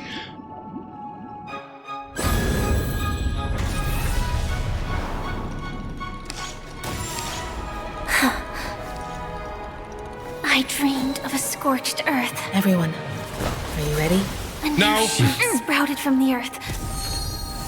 It bloomed in the morning sun and whispered to me. Like fireflies to a flame, my biggest death. May we meet again in reality. Sam's back in the house. Oh, now we're with Firefly and Blade. After today, Japella's name will disappear from cosmic history, and the Everflame Mansion will take its place. Yeah, we're back in this conversation. In the not-too-distant future, you'll receive an invitation. That's your next stop. Penacony. Land of the dreams. Penacony. I hope you find whatever you seek there. Be it answers or salvation. Firefly is such an interesting character. You mean my 3 deaths? Silverwolf told me about it. It's such a shame that it's not part of my script. What does your script say, Blade? Well, I want to live. I'm never afraid of death. The opposite of death is eternal life, and that's something I'll never desire. People die, and I am no exception. Death She better is not like die. a script, a fate that cannot be defied. That's all I know. But that's exactly why. She's already died once, okay? I've already seen her die 1 time, and I thought that was it. I thought she wasn't gonna come back, okay? And now she's gonna die again. I swear to God, game, if she dies and never comes back, I am Alt F4ing this game. Alt F4, uninstall. I promise you. We have to choose where we want to rest forever. Do you exist just to perish? Are you not the same, Blade? The end you desire is not one dictated by others. If I were to die now, I would only be a weapon. I believe I should die as a human. Though its definition escapes me, isn't this the answer that ordinary people look for their whole lives? A name that can be carved onto their tombstone. tombstone that belongs to me once bore the inscription, Glamoth's Iron Cavalry. Then it changed to Stellaron Hunter. But one day, it will bear the name Firefly. And all the brilliance she showed at the end of her life.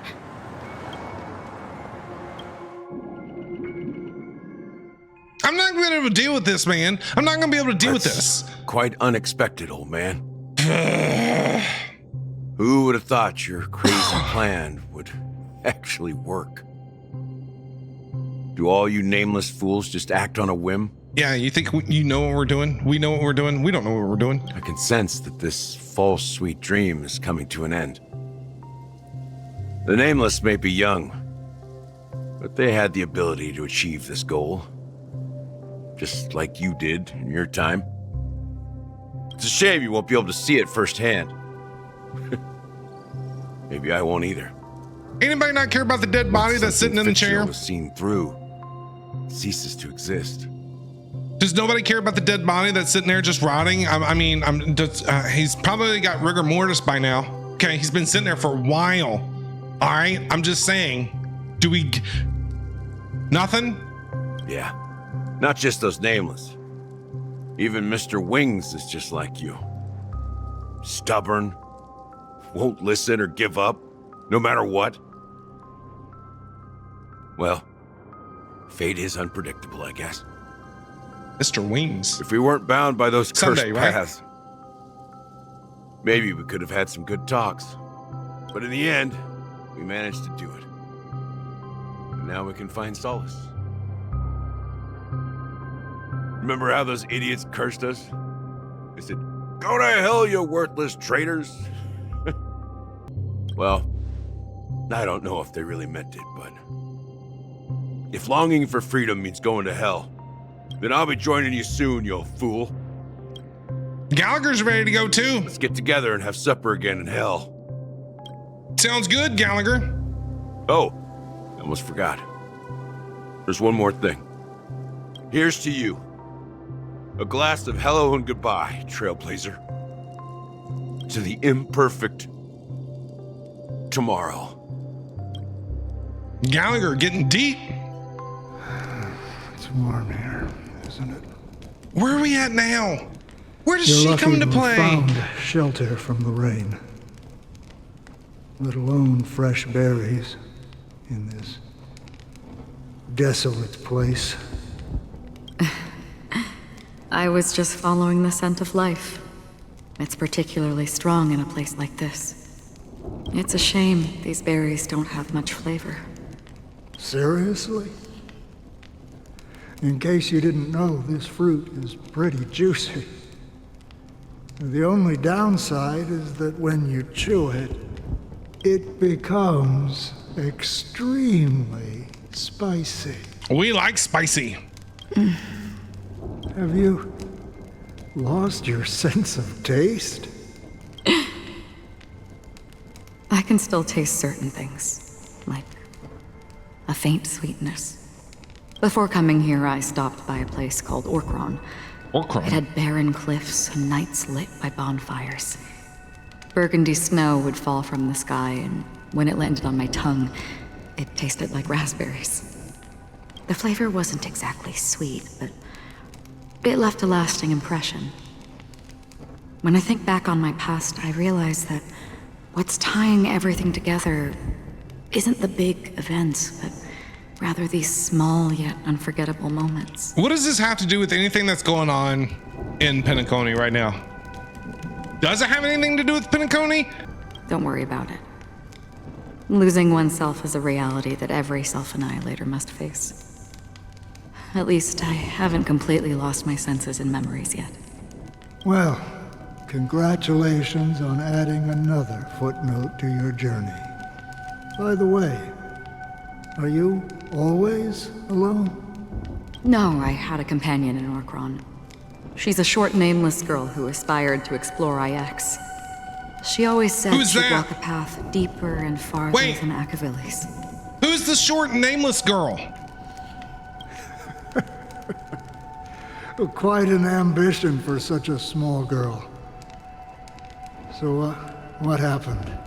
Who's that? She became stagnant water.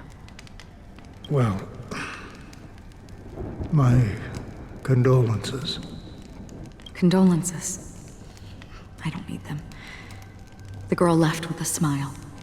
She never regretted her choice and most definitely wanted me to say goodbye with a smile. So, that's what I did. That's proof that you're grieving for her. Or perhaps I'm just afraid. Afraid? I rarely sense that emotion from you. What do you fear? I'm afraid I'll forget the 30 days I spent with her. You're just only like with her all for the 30 other days? in my life. Most of them have already washed away with the rain, disappearing into an unseen realm. I fear that those vivid red memories will fade away too. There isn't much color left. And besides this faint, warm red, there's almost nothing. Hard to imagine. A ranger accustomed to bloodshed, destruction, and chaos finding warmth in the red color. Because I have experienced this warmth many times. Long ago, I promised someone that I'd bring it to more people. And that for every remaining moment of my life, I'd strive for a better ending for all. As long as this red color still lingers, I have a chance to fulfill that promise. It represents a burning fire, a blooming flower, the berries in this cave, and life itself, fleeting yet still dazzling. I love her voice, man. So good. In the end, it will lead me beyond the horizon of existence. And on the other side, I will cut off nihility. Ooh. The one blessed by the sleeping and shapeless is considering how to kill them. That's truly pure nihility. But you're right about one thing.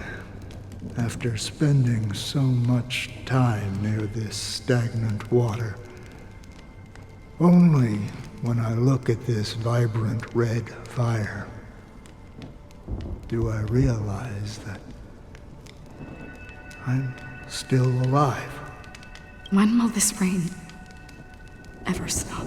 I don't know, Acheron. Perhaps when the sorrows of the departed have finally quieted down, the sky will clear up.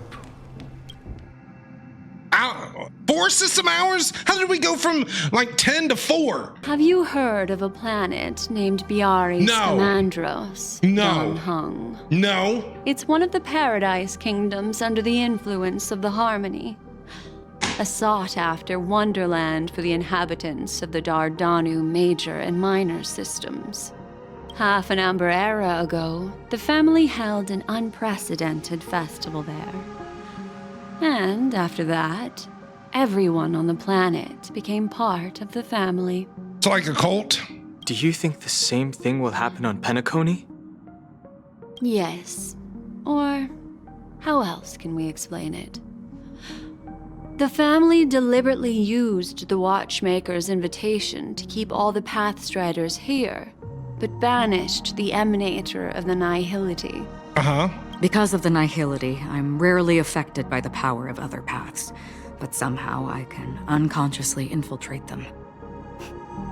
Maybe that's the risk they're trying to avoid. I would disagree. Biaris Comandros is not part of the credit system or connected to the Silver Rail. It's nothing more than a remote civilization sheltered by the Harmony. But Penacony is different. If the family messes with Penacony, that would be like declaring war on almost half of the factions in the cosmos. They have no reason to do that. No, they don't. If they truly serve the Harmony, that is. What do you mean? The path in Penacony is impure. The harmony here has impurities.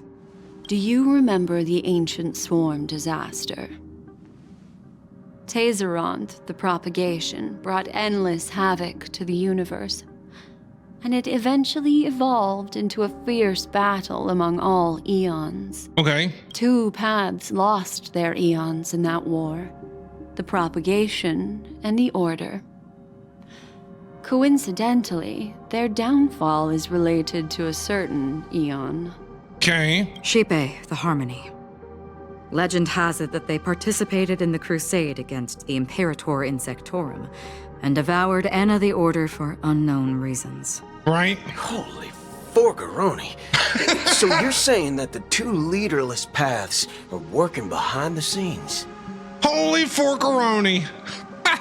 But I don't see any descendants of the propagation in Penacony.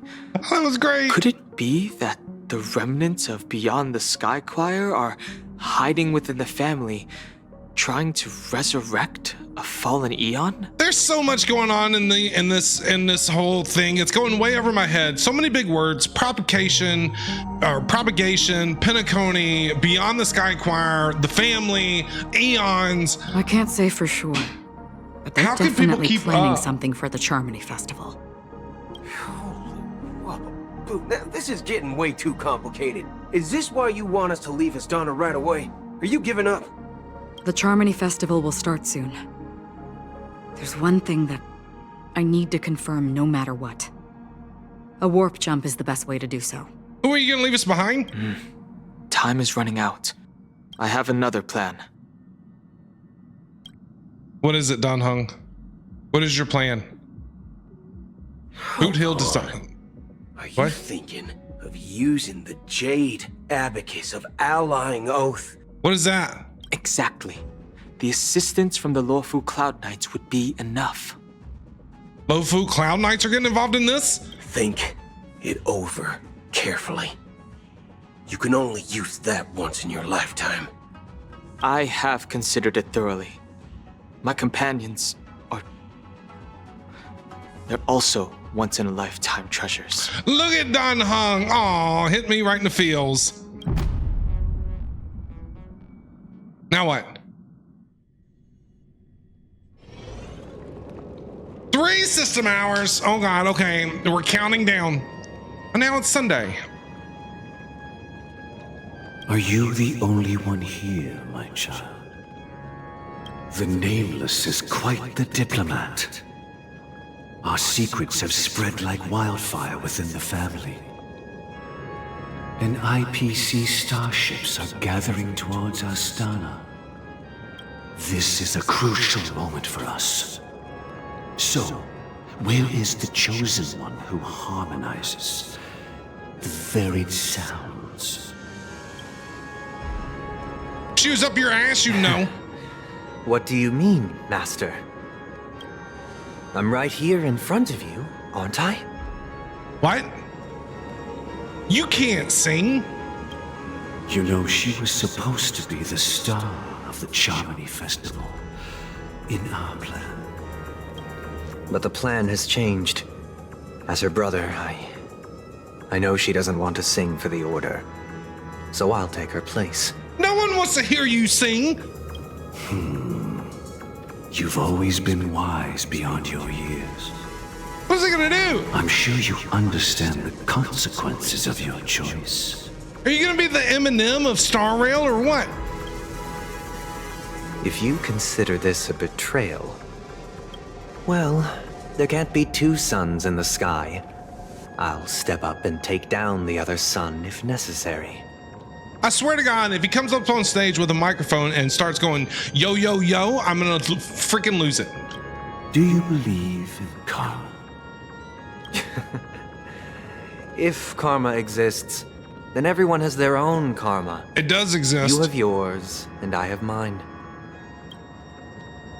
And my karma has nothing to do with you, Mr. Gopherwood. Oh.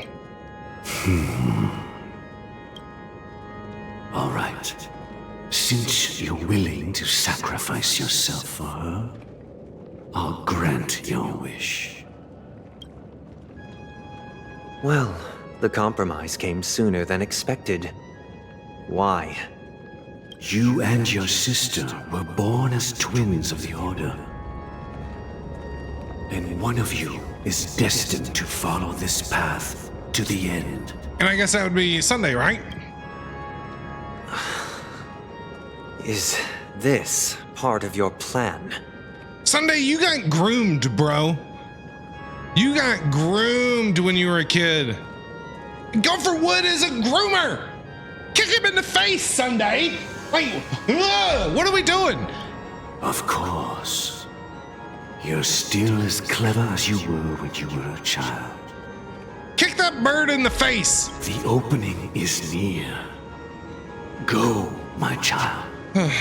Seize the power of the harmony and reveal your karma. I have one final question, Master.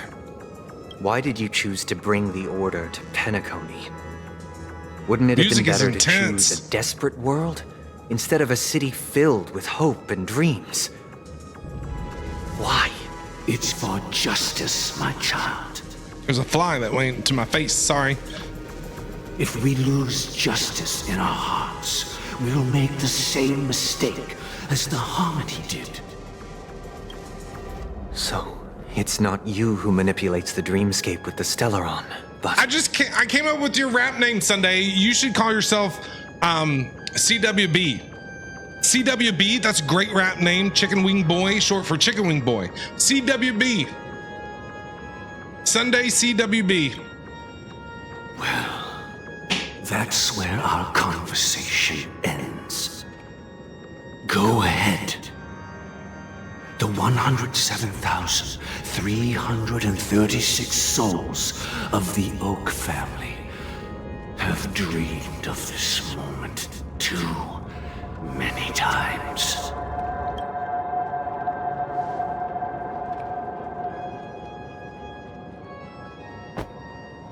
Sounds like we're in church. Did you just keel over and die?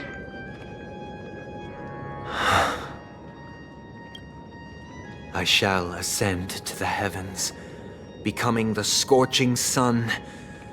Bathed in my light, my people shall flourish, while all evil shall be eradicated.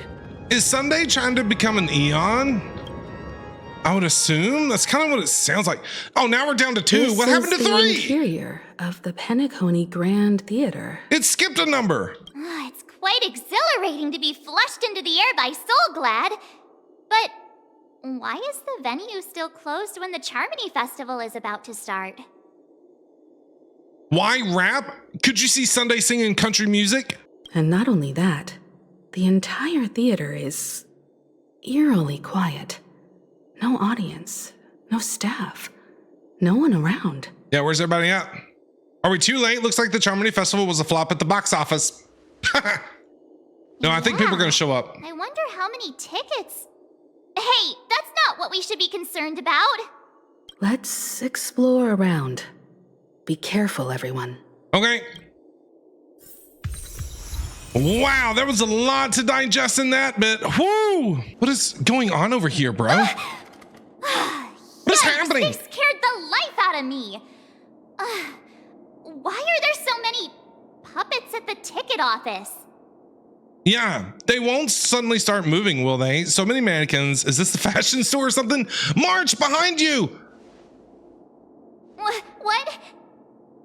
You're so annoying. Stop scaring me. Are these puppets part of the stage setup? Even so, it's so eerie that the entire front hall is empty. Yeah, where's everybody at? Something feels off. This whole place We're feels in the off. right place, right? What do you mean something feels off? Everything feels off. There's no other grand theater in the dreamscape. So Sunday's messing with us? He said we'd have a final showdown on the stage, but why is there no one here? Yeah, I agree. Where's everybody at? My apologies for the delay, March 7th. You scared me. Where are you now? I'm waiting for you behind the curtain. Following the Asdana tradition, I invite you to enjoy a stage play in 3 acts before the festival begins. Why? Why? History is a mirror reflecting the universe's true essence. Let's use this opportunity to delve into the rich history of Penacony and the eons. Well, if you want me to watch a production, I should be able to buy popcorn and candy and sodas. Give me a front row seat, at least. Within it, naturally, the future takes shape. Let us commence with the dawning of the world. Okay. After the Dusk Wars, darkness veiled the sky, and chaos consumed the earth. It's like Phantom of the Opera. Emerged, destined to restore all existence. That marked the first day. What is going on in this place, bro? Where are we?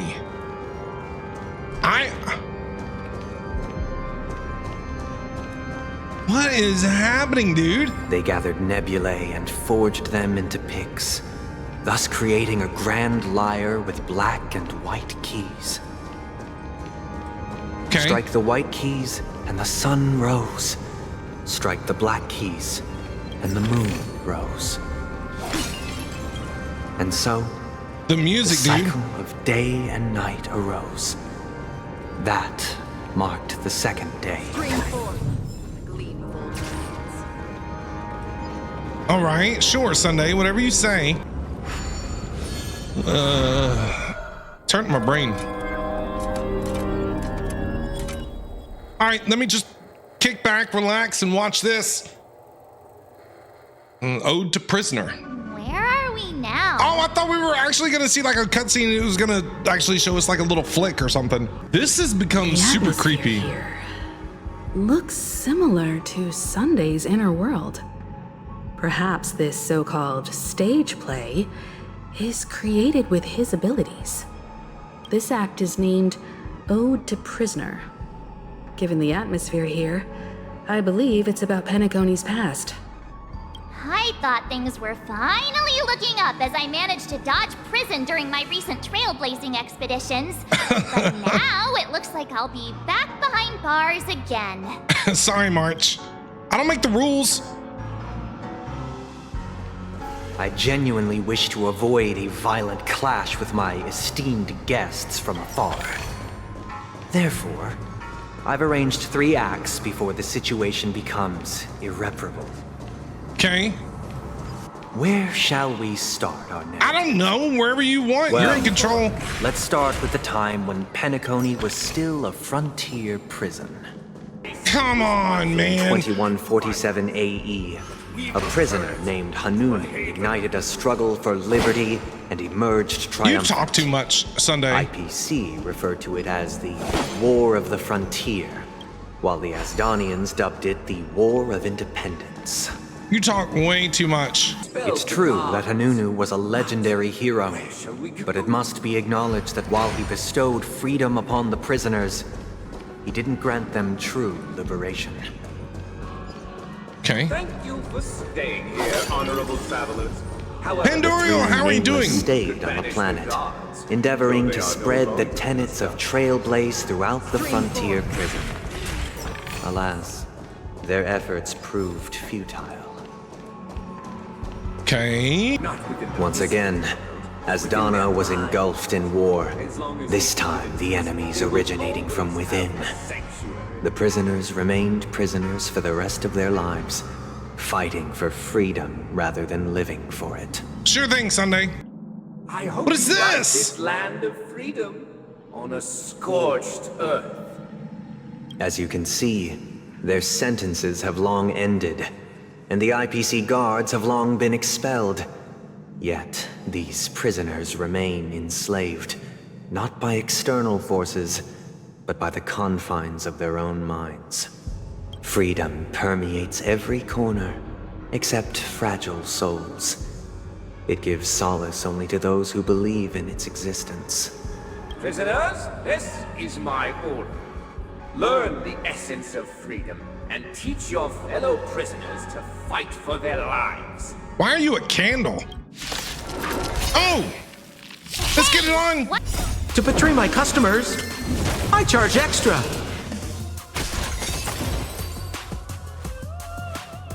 No Get on the one game. can restrain you anymore.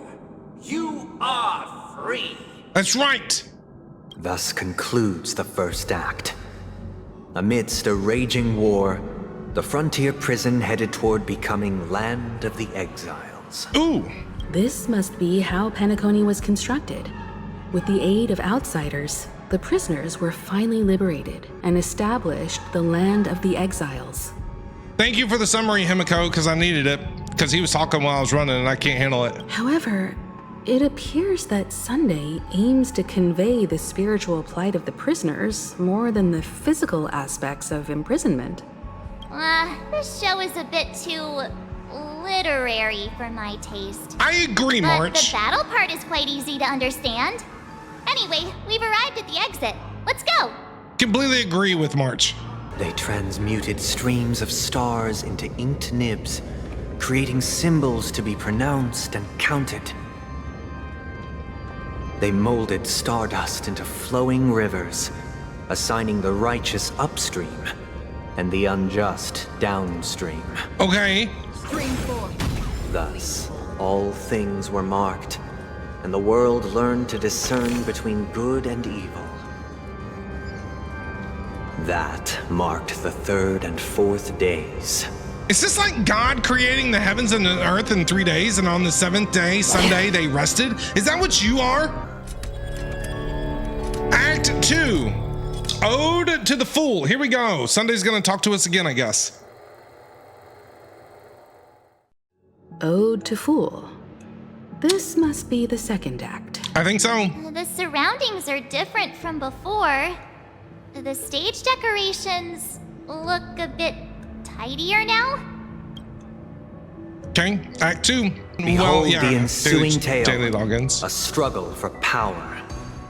Why does Penacony he talk witnessed when the I'm trying to ascent do of the stuff? 7 major lineages: tree, grass, flower, bird, beast, fruit, Okay, and keep talking. insect. Keep talking. Peace never truly graced Land of the Exiles. Keep talking The there, Sunday. history in this era is rich and intricate, so please allow me to present it in allegorical form.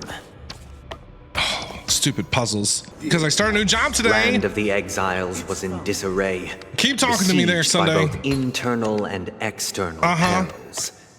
Though the 7 major lineages appeared united on the surface, each harbored their own ambitions, leading to ceaseless conflict. If you think I'm listening to you while I'm doing The puzzles, Black Plum family was you're the crazy. first to fall.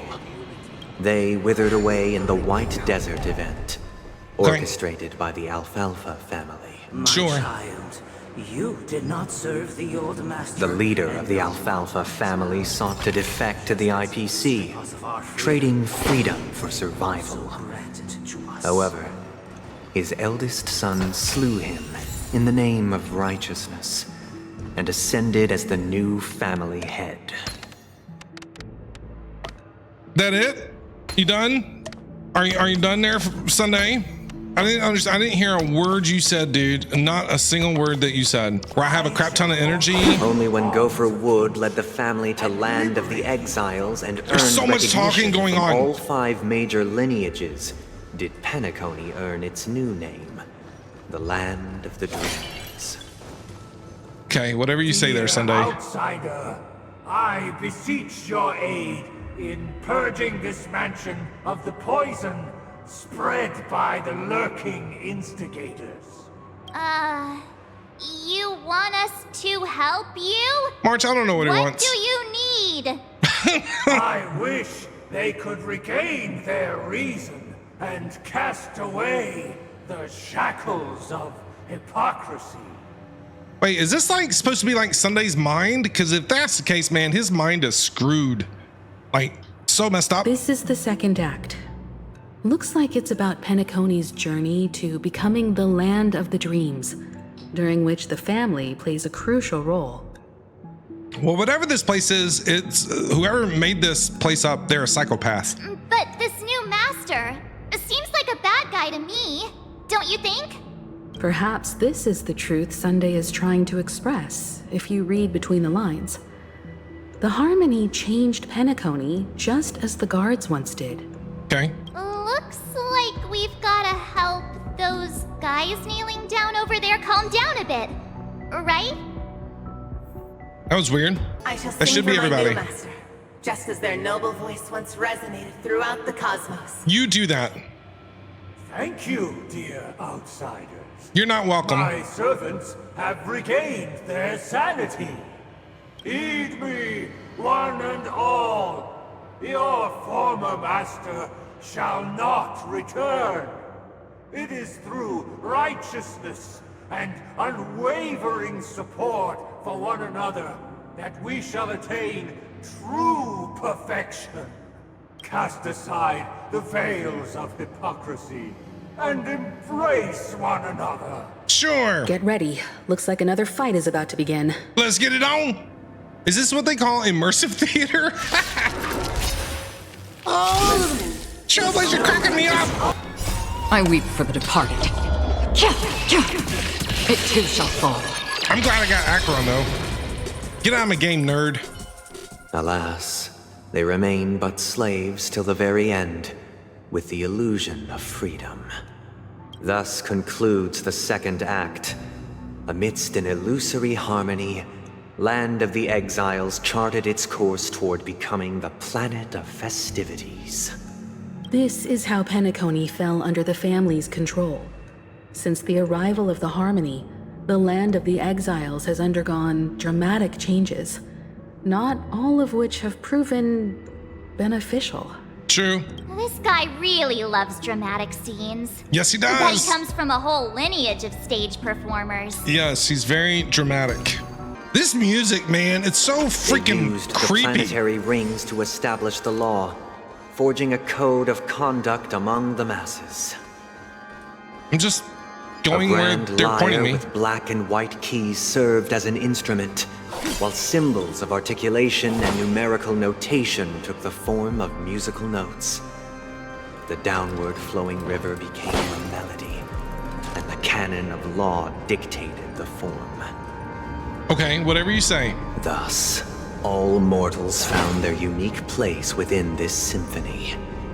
That marked the 5th and 6th days. And let me guess, on the 7th day... This guy's really into these puppets. Yeah, he is, man. I mean, we don't yuck on anybody's yum, but dude, the freaking mannequins have got to go. We have all sorts of stuff. Ode to Order. All right, here we go. I was seriously expecting like a black and white like flick to come up every time this I did. get it now. The last scene is all about singing the praises of the Order. All hail the Order. And the atmosphere here is completely different from the previous two scenes. Yeah, it's like we're in heaven or something. This And people that say is that the they don't concluding lie. act of this play. I have showcased the past and present of Penacony, hoping that my desire for change resonates within you. It doesn't. And now, I shall reveal its future to you. This is crazy. What's happening in this place, dude? Who are you? Hey, aren't we supposed to kick off a short story and have a fight here just like we did in the previous acts? Yeah, Why I aren't guess. any of these puppets saying anything?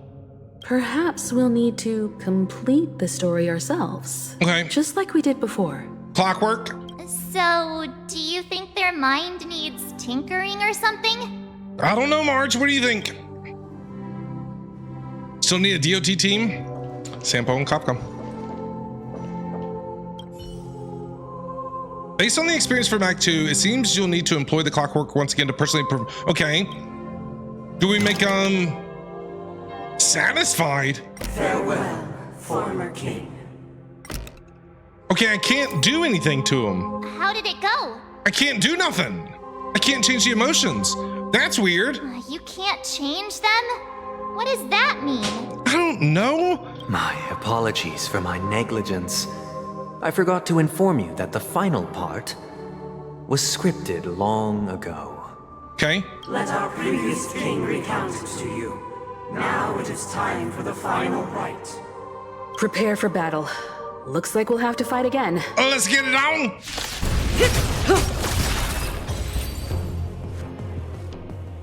In the hushed expanse of a nocturnal reverie, I leave faint traces behind. Get out of my game. No need to remember me, or to recall the essence of dreams. I'm not gonna remember you. That's all there is to it, Sovereign.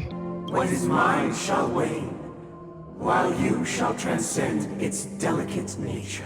Sounds good, Sovereign. This is the final scene. Yes? It's much more straightforward. He wants to expel the Harmony and establish an empire based on the Order. That's what it sounds like. Let's go. Once this stage play concludes, it'll be time for the main event, the Charmony Festival. Let's go! Into the dreamscape. Ooh.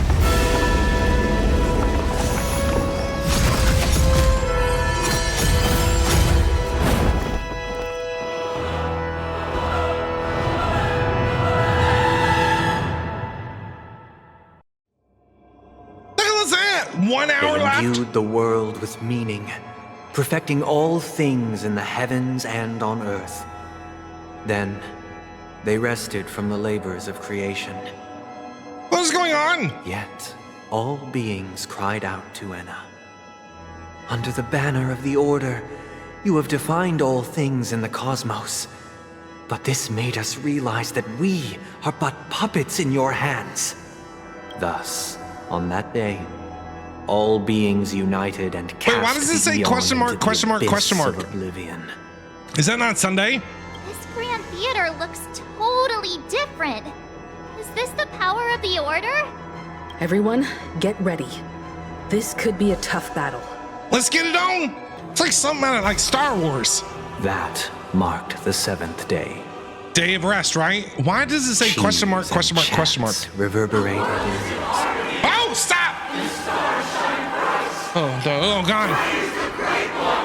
Oh, dear Lord. Look, there he is! Sunday! What are you doing, bro? That concludes everything related to the Order. It was a lot. What are your reflections on this? It went over my head. Guests. It went over my head there, Sunday. I have no clue. Nevertheless, this is but a trivial blip in the annals of galactic history. Is it? What truly matters is the course this river shall take in the days to come. You've arrived at the perfect moment.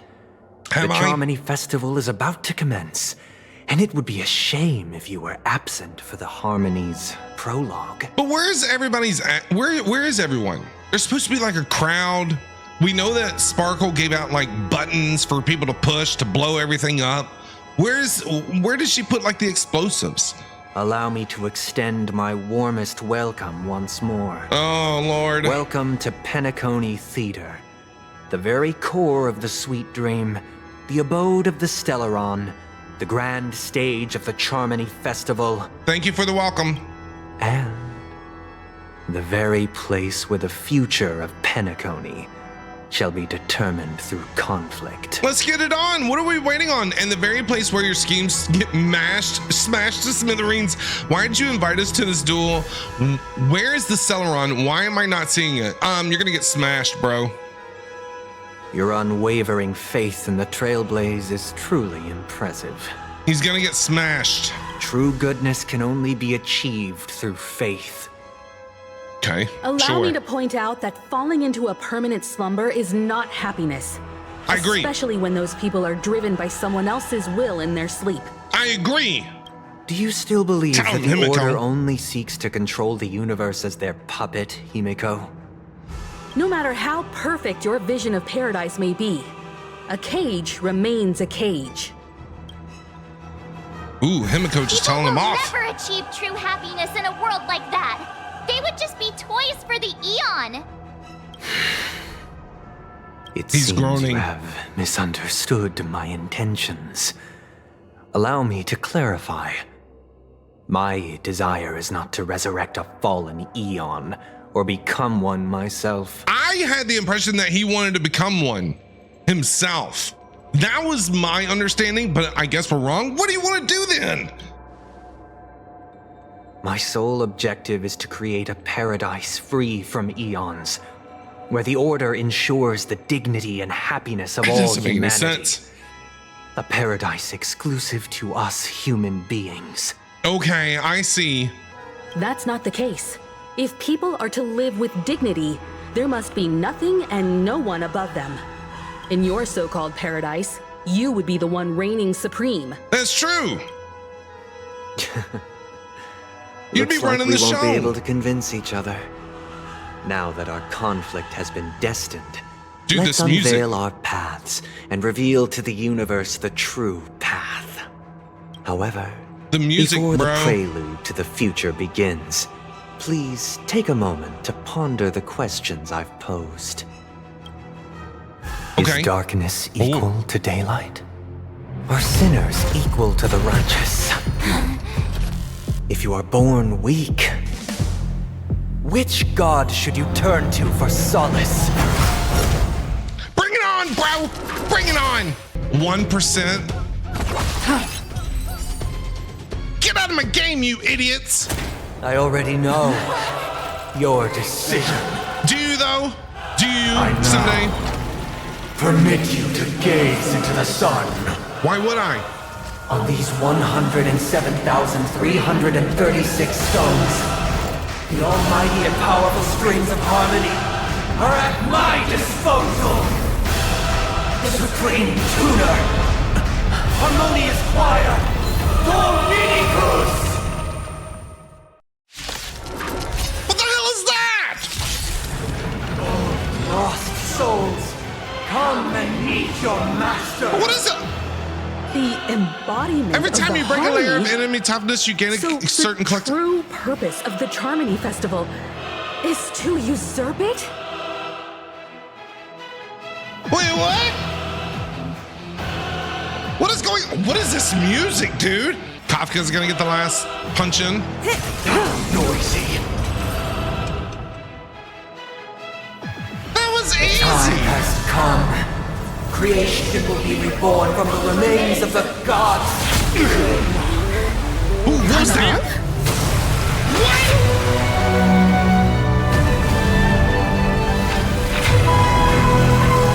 Radiant spirits. Hear my word. Show no mercy.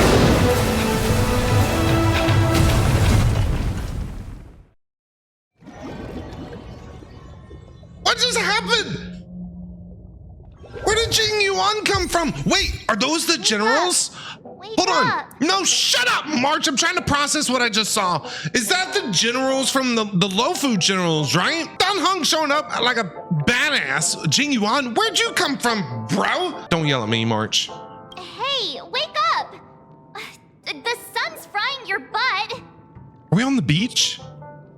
Are you alright? Can you hear me? Do you remember your name? What? I don't remember anything. Why does that line sound so familiar? Did I shoot the sun out of the sky? What is she talking about?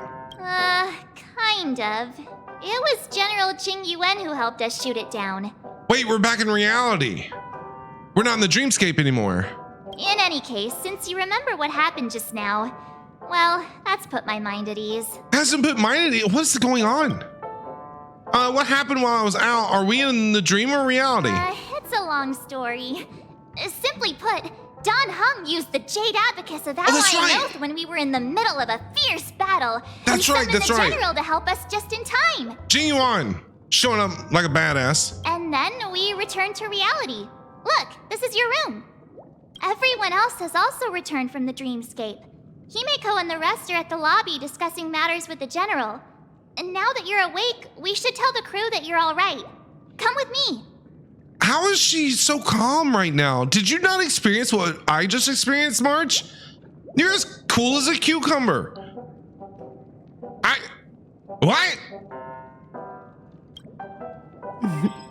Not going to come chat with me, sleepyhead. Oh, Black Swan, are you in here? Voice. Is that Black Swan? Oh, where is she? Is she in my room? Please let her be. I remember that they were talking about the Jade Abacus. Boot Hill was, right? Him and Boot Hill were talking about doing the Jade Abacus, and he said he could only do it once in his lifetime. And Don Hung said that we were treasures that were worth it. So Don Hung coming in like a badass. Love it. Dude, that final boss though, that whatever that was easy. I felt that was stupid easy. Hey, we meet again, sleepyhead. Hi. How are you? It's so good to see you. What's Miss Black Swan doing here? March, what are you doing here? Get out of here. This is an A-B conversation. See your ass out of here. Nothing, Miss March. I noticed he was awake and wanted to check to see how he was doing. Is March a stage 5 clinger? Though the strike from the general was timely, its destruction was also immense. When emanators collide, ordinary people inevitably suffer. That's right, because Jing Yuan is an emanator, right? But, luckily for them, the dreamscape is my home turf. Thankfully, I managed to get everyone out before the harmonious choir collapsed. Oh, she got us out. Oh, so that's what happened. Thank you, Miss Black Swan. Thank you for rescuing me. Don't mention it. After all, I wouldn't want to see such precious memories vanish. You're heading to see your friends, aren't you? We were. Would it bother you if I walked with you for a short while? No, come on. Of course not. But you're not planning on doing something like last time, are you? Why would you think that? I've never harbored any ill intentions. Well, not when you are around, anyway. Of course she ain't gonna do it to her face. Himeko and Mr. Yang are probably still busy. Let's go look for Don Hung first. Yes, Don Hung. Let's chat, bro. Coming through clutch. Cause she said he's 2. still talking to that cowboy. Boot Hill. Don Hung. You're awake. How do you feel? I don't know how I feel. Well, fork me. You must be that Stellaron they were talking about. Yep. I'm fine, thank you, Don Hung. Why do you have to blab about everything? Fork, huh? I prefer spooning. Allow me to introduce him to you. Oh, that's so good. This is Boot Hill, a Galaxy Ranger. Hi, Boot Hill. Nice to meet you. During our Love pursuit your of outfit. a certain person, we crossed paths and just so happened to uncover a shocking plot being concocted by Mr. Sunday. Which is why we sought you out, to help the Astral Express save the world together. And look at us go. No need for thanks. The Galaxy Ranger's principle is correct every injustice one sees. That's how you lot in the Cienjo put it, right, Don Hung? More or less. Don Hung is so over Boot Hill right now. Wait, hold on a sec. This is the first time I'm hearing about this certain person. Who are you chasing? And Acheron. why would that lead you to the Express? They're after Acheron. Good question. It's, who was it again? Don Hung. Do you remember? Acheron. Come on, don't keep me in suspense. I don't know, man. You're looking kind of sus. No, that ain't it. I just can't seem to recall. Wait, what? Weird. My neurochip hasn't registered any malfunctions. Wait, what? I can't seem to remember either. What's going on? Yeah, Marge, I'm confusion too. Heck, forget about it. If it slipped all our minds, reckon that person was just a minor scoundrel. Unimportant. Ain't gonna stop us from piecing together the story anyhow. How did they forget that they were looking for Acheron? Yes, when the dust settles, I'll just think of a way to recall it in the memory zone. Everyone, let's hurry up and look for Miss Himeko, shall we? He's now a minor star on Penacony, and the entire hotel is concerned about his well-being. You're right. Let's head to the lobby lobby then. Okay, let's go. Confused. How did they forget about Acheron? Weird. Hey, I see the stud muffin. I see Jing Yuan. That's all right. In these times of conflict, for the sake of utmost safety, it is only right that the Alliance steps forward to mediate on behalf of the Astral Express. We must not allow you to take unnecessary risks. Jing Yuan, so good to see you, stud. Furthermore, despite the IPC's eagerness for success, it prioritizes peace above all. And the family, trapped though it may be, professes a desire for harmony. The Alliance has always won people over with reason. I firmly believe both parties can indeed put aside their differences and come to a peaceful agreement. Okay. The General possesses a deep understanding of the greater good. With the Cienjo Alliance mediating, peace for Penacony is within reach. You flatter me.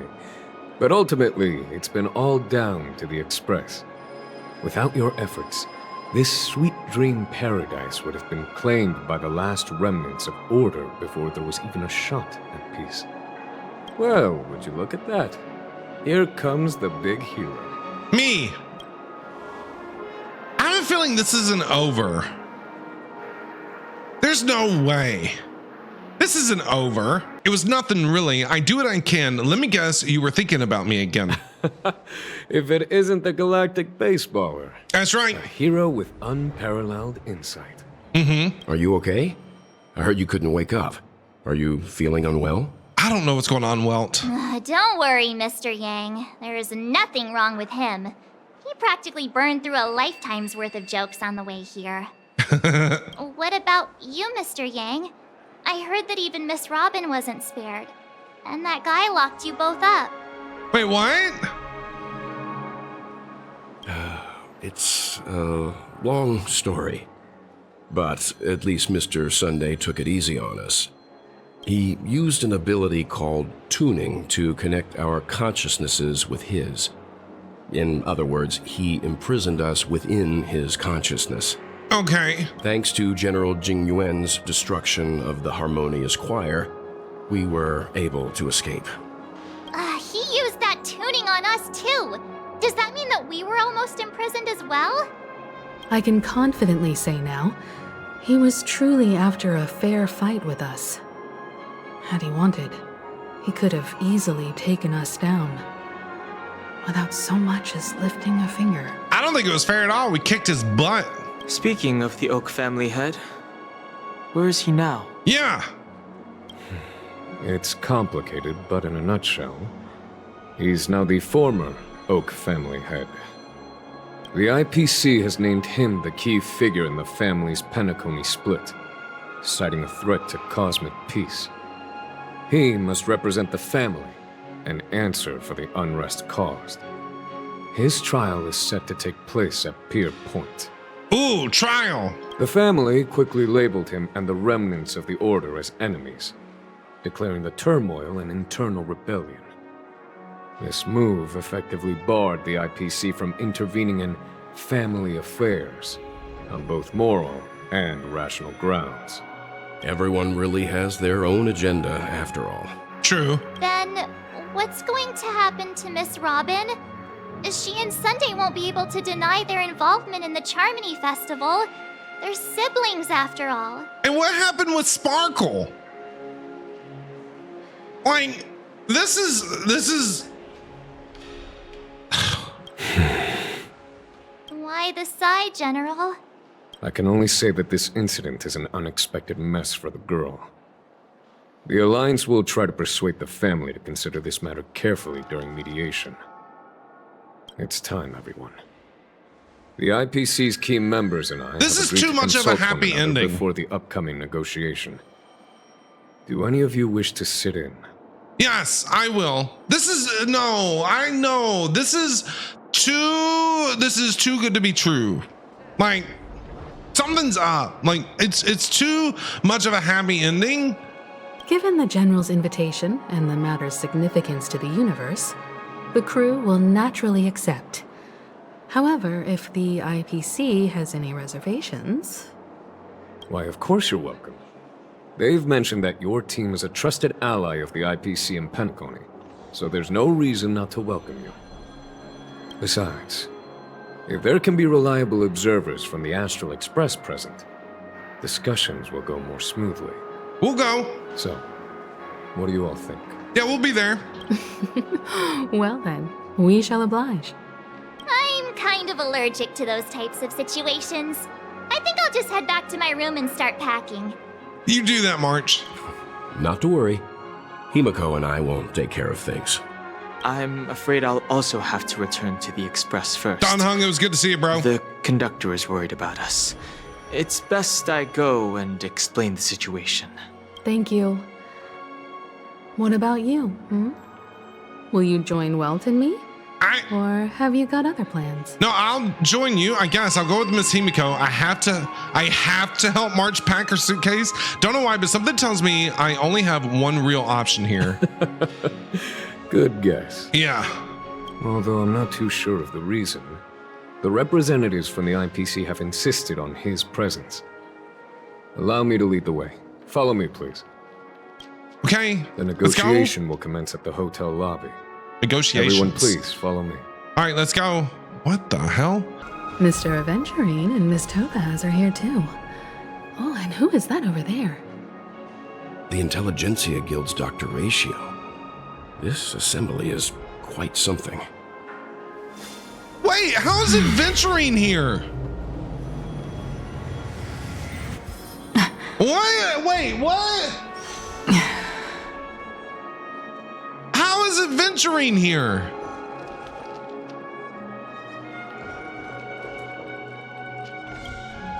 It's been a while, my Astral Express friends. What are you doing here? This is, I know, it's too happy-go-lucky. I would also extend my sincere thanks to you, General of the Lawfu. The presence of everyone here assures that the talks will likely reach a conclusion that satisfies all sides. Oh, looks like everyone has come with expectations. Care to share? Of course. Topaz, if you please.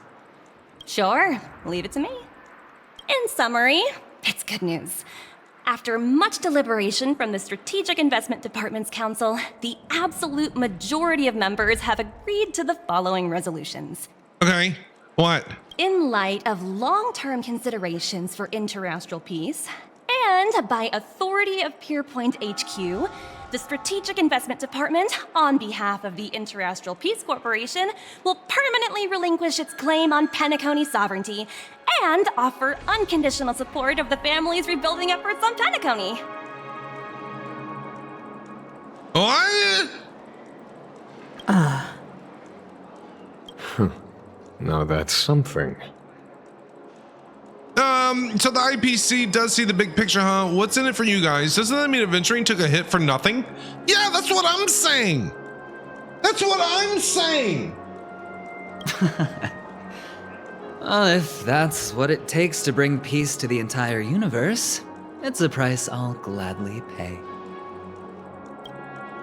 Has the IPC finished sharing all its thoughts?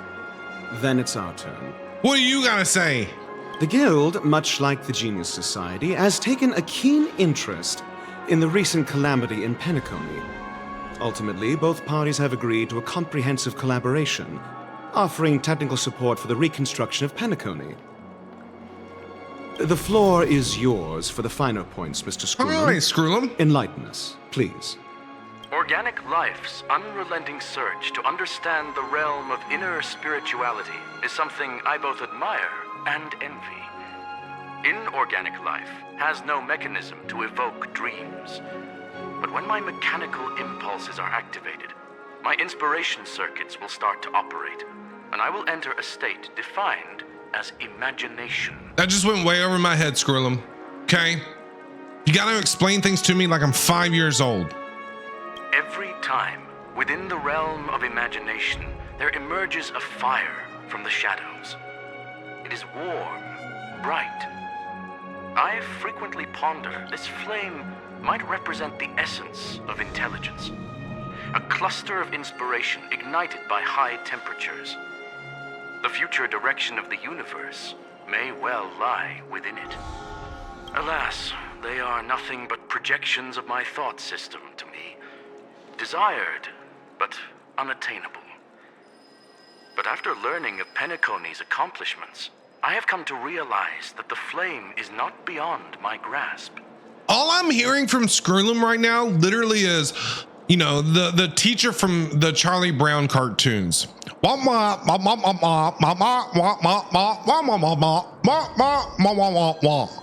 After deliberation Nothing. with my partners, we have decided to defer the progress Nothing. of the Simulated Universe project, and instead assist the Intelligentsia Guild as technological consultants in the research of the dreamscape and memory zone, so that these assets may be better used to serve humanity.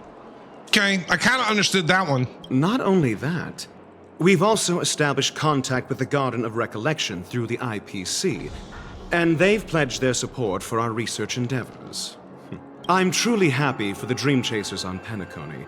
The cosmos' brightest and, let's admit, dimmer intellects are now at their service. Of course, Ratio had to be condescending, right?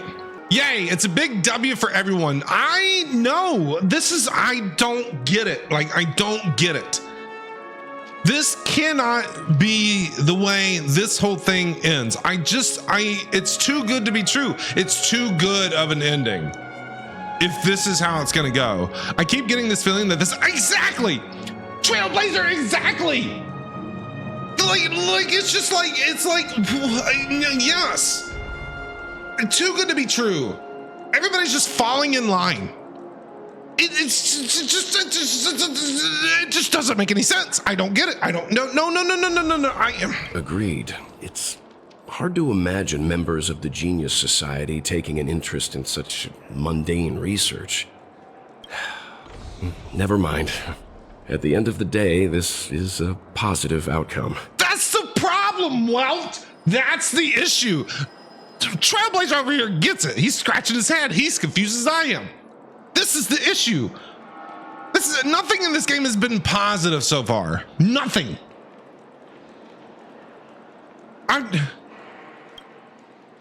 No wonder everyone insisted that he be there. It heartens me to learn that everyone is willing to put aside their differences for Penacony's plight. I trust that everyone will surely reach consensus in the upcoming negotiations. Looks like Penacony's future is decided. I'm wondering, is there anything else the crew is concerned about? Peace is our greatest wish. Beyond that, we desire nothing else. Well, that's good. Now that everyone's minds are at ease, I shall take my leave. You may now depart with peace of mind. Genuine, the Alliance stud. will deal with all subsequent procedures. Bye! Genuine, it's so good to see you. Sometime later. If that's the case, it appears that we have nothing else to worry about on Penacony. It's like... Looks like it's time for us to embark on a new voyage. It's like everybody's gathering around the campfire, holding hands, singing Kumbaya or some bullshit. You know what I'm saying? Like, is that what we're doing? Am I the one playing the ukulele? Kumbaya, and everybody's just... Sounds good to me. You two head back to the Express first. I'll pick up March and deal with the checkout procedure. Oh, also, Miss Black Swan, you have a matter to discuss with me, yes? Hi, Black Swan.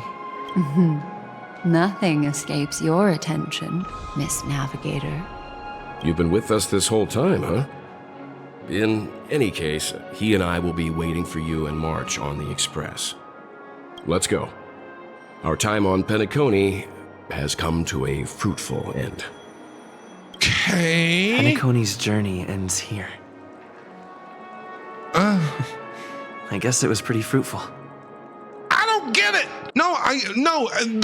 Okay, everybody's saying everywhere we've gone has been a happy ending. No, it hasn't. Cocolia, the whole Cocolia deal with Branya was sad. The whole thing with Ting Yun was sad. Sad. Depression. The navigation meeting is about to start. We're all waiting for you. Where are we going? When did the Express become so lively? That's what I'm saying. We're at the navigation meeting. Looks like everyone's present. Let the navigation meeting commence then. This a meeting to decide our next stop? How we doing this? By show of hands. When did anybody invite you on the Astral Express and say, hey, join us? Hold your horses, cowboy. It's for those to decide. Boot Hill, what are you still here for? Exactly, Black Swan, how come you're here too? What in tarnation are you guys doing here? What in tarnation are you guys doing here? Allow me to explain. Mr. Boothill and Miss Black Swan submitted a request to temporarily travel with the Express for their own personal reasons. As you all may know, the Astral Express never declines any passenger whose heart yearns for the distant stars. Therefore, they will be traveling with us for a while until they reach their destinations. Okay. Whoa, the Express is going to be much livelier now. Do we have room? But, Miss Black Swan, you better not use your memo keeper abilities to pull any pranks. Understood, Miss Marge. I promise you, you'll never see me in your room while you're taking a break. Don't! You're freaking me out! Figure out, Black Swan! All right. Now that everyone's met everyone, we can continue our navigation meeting. Okay, this is another thing. How come Pom Pom isn't like screaming at us, yelling at us, being angry? Like, I'm used to angry Pom Pom. And Pom Pom's just like, yay, let's go, everybody. Something's off, man. Firstly, I don't get it. Pom Pom wishes to thank everyone. If it weren't for you all unearthing the truth about Penacony, Pom Pom would have never known where Mikhail and the rest had gone.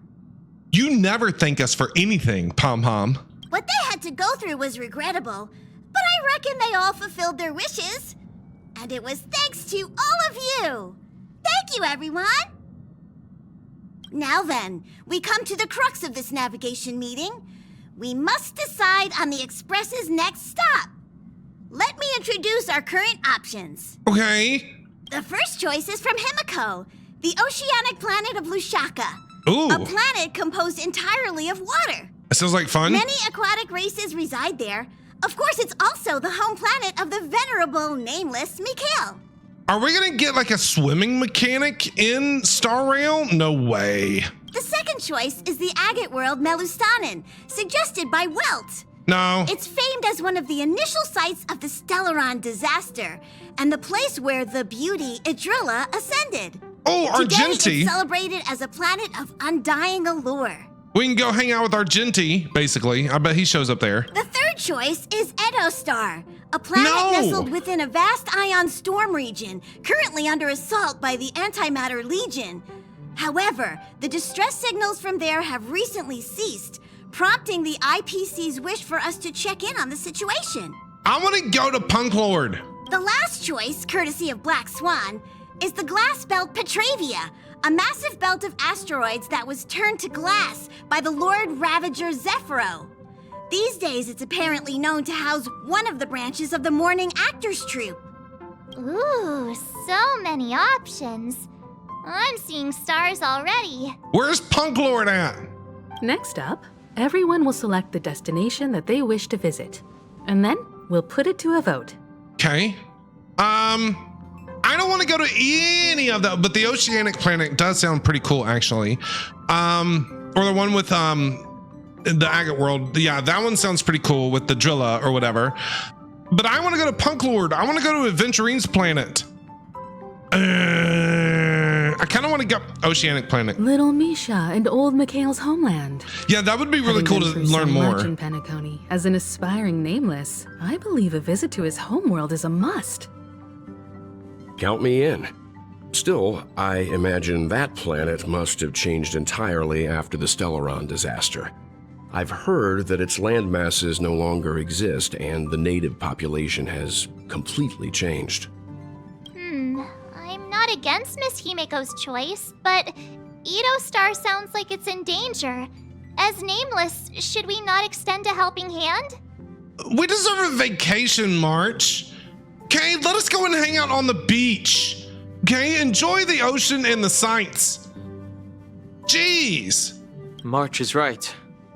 Though the fact that the distress signals have ceased means we're probably too late. But I still think we should investigate the situation there. 3 votes for Lushaka. Looks like we're going to 2 Lushaka. for Edo. Looks like we're going to Lushaka. We deserve a vacation. Looks like we have a winner. Next stop, Lushaka, the ocean planet. There we go. Then this navigation meeting is adjourned. I'll go check the warp jump coordinates. Everyone can catch up on some rest in the meantime. Pom Pom, I don't get it though. Pom Pom would be like, no, Pom Pom would not be like, hey, everybody go catch up on rest. No, Pom Pom would be like, grab your broom, grab your mop, okay? Grab the duster, get to cleaning while we're figuring this out. When it's time to make the jump, Go rest my will ass. make an announcement. There's still some time before the jump. What should I do? I don't know. How Ooh. about a chat? Yes. Over here. All right, Black Swan. What are you gonna tell me here? Oh, you're here. Seeing your reflection among the stars in the porthole really does seem somewhat surreal. How about it? This journey of beautiful dreams. Was it to your liking? I don't understand. What a roller coaster ride. It's just so peak. Keep it coming. It left me kind of wanting more, you know. Seems like there's still lots of loose ends. No, I agree. It's nothing short of Deus Ex Machina. When the next survey comes, I'll be checking the too easy box again. That's funny. That's hilarious. It left me, there's a lot of loose ends. There's a rich scent of curiosity here. Such memories can be irresistibly captivating. So, how about you hand that small parting gift back to me? Okay. I'm quite eager to have it back. You can have whatever it is you want, Black Swan. Here you go. Oh? Oh, what happened? It's not this card. I wasn't the one who broke it. Never mind. I just stumbled upon a particularly fascinating spot in your memory. Get out of my head! Before I explain, I would like to apologize to you. This farewell gift I gave you isn't really a compass from the memory zone. Okay. But merely an empty light cone. Empty light cone. Remember when we entered the hotel in the dreamscape for the first time, and I procured a few trinkets from your companions? Their functions are similar. Okay. This way, I can always be attuned to your location, ready to assist immediately if you encounter any threats. But this is not its most intrinsic function. What is? Light cones are slices of light used to encapsulate solidified phenomena. This empty light cone is the same. It can etch your memories in their most vivid form, and then allow me to admire and manipulate them, turning them into unique mementos. All the world is born from the power of mind and soul, and that power is memory. To prevent ourselves from being forgotten by the world, we must make the world remember us. Or use our memories to recreate it. Gotcha. Life, seemingly vast, offers but a scant collection of impactful memories. Some joyful, some sorrowful, some light, some heavy. But you are different. How? How so? Memory is a reflection of the future. Within that reflection, I see your unparalleled worth. You have the power to craft memories that can captivate the world. Your memory can illuminate the universe's future path. And that memory will be as scintillating as the star clusters you see in this porthole. Okay. Which is why you want to collect my memories. You're making me blush. To help me see if I'm about to ascend, you're making me blush there, Black Swan. But don't stop. How adorable. But she called me adorable. Know the deeper meaning behind it? No. The reason is simple. In this grandiose and ostentatious dream of the families, only you personally experienced the entire course. Oh my God. So we are in a, you have to be saying that we're in a dream. You have to be like, but that's what I don't understand though. If you're saying that we're still in a dream, how would they know what the Astral Express looks like? They've never been on it. But it just doesn't make any sense. Stop speaking in riddles. Tell me what you mean. I don't get it. Patience, my friend.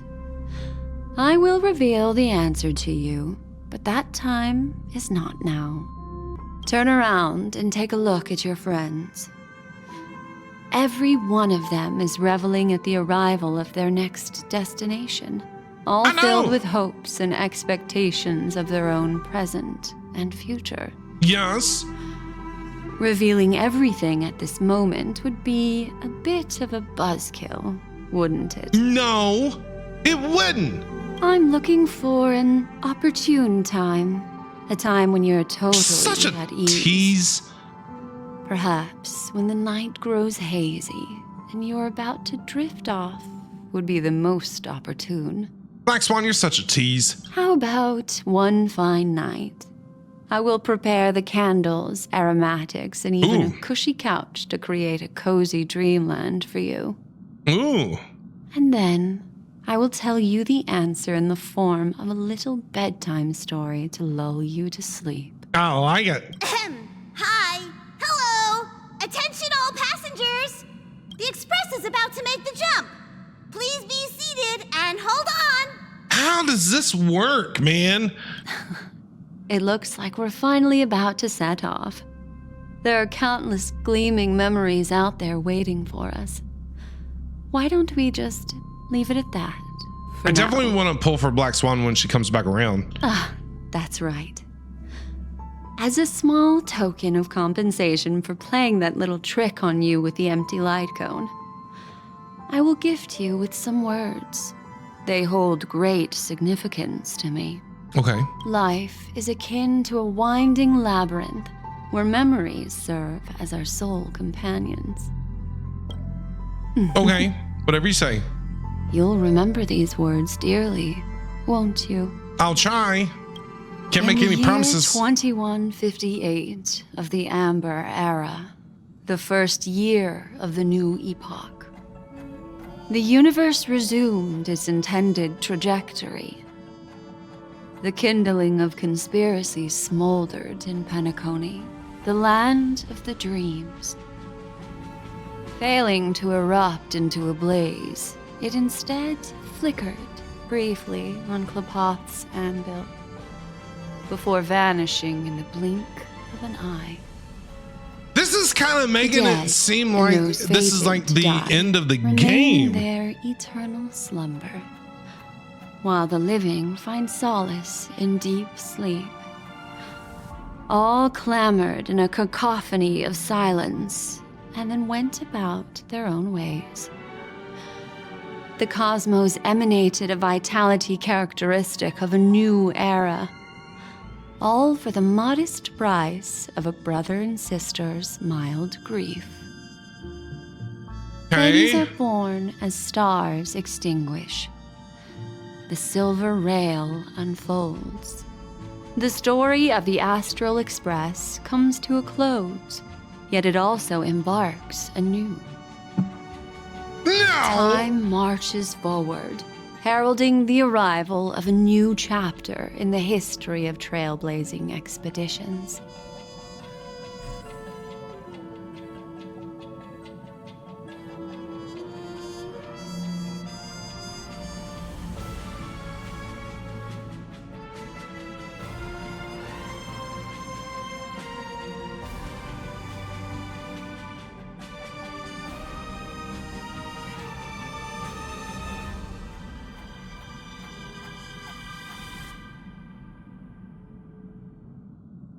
Boot Hill is Boot Hill.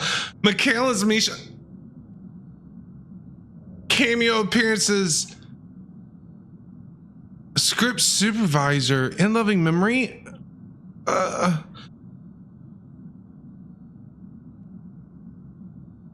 What? Countless shooting stars streak the sky tonight. If you can pick the right one, it will carry your wish to thousands of distant worlds. I've never been so confused in all my life. I swear. You're feeling very relaxed now, aren't you? So, then, it's time to tell you a little bedtime story. Tell me a bedtime story. Okay.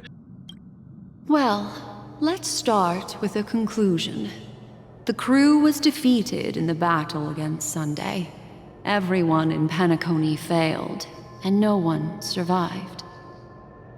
Wait, what? What? But don't panic. The truth, as horrifying as it may be, is not yet irreversible. There's still a glimmer of hope, and that's why I'm here. Next, I'll use this empty light cone that carries all your memories to relive everything that happened before. And when this story reaches its end, I'm sure someone as clever as you will notice that. I'm not clever at all. There's a major flaw in the story you have experienced. Yet, within that flaw lies a glimmer of hope. Are you ready for it? Do you remember everything? When the clock turned back, the Express started a warp jump, sending you to a strange dream. I remember. You were bewildered back then. Yes. And then a Galaxy Ranger named Acheron showed you a way out. Yes, I remember. I remember that. When you arrived at the Reverie Hotel, you met the doorman Misha and had a confrontation with Aventurine, an IPC representative. Uh-huh. Thankfully, Acheron appeared again and helped you. After that, you saved Firefly and explored Penacony together.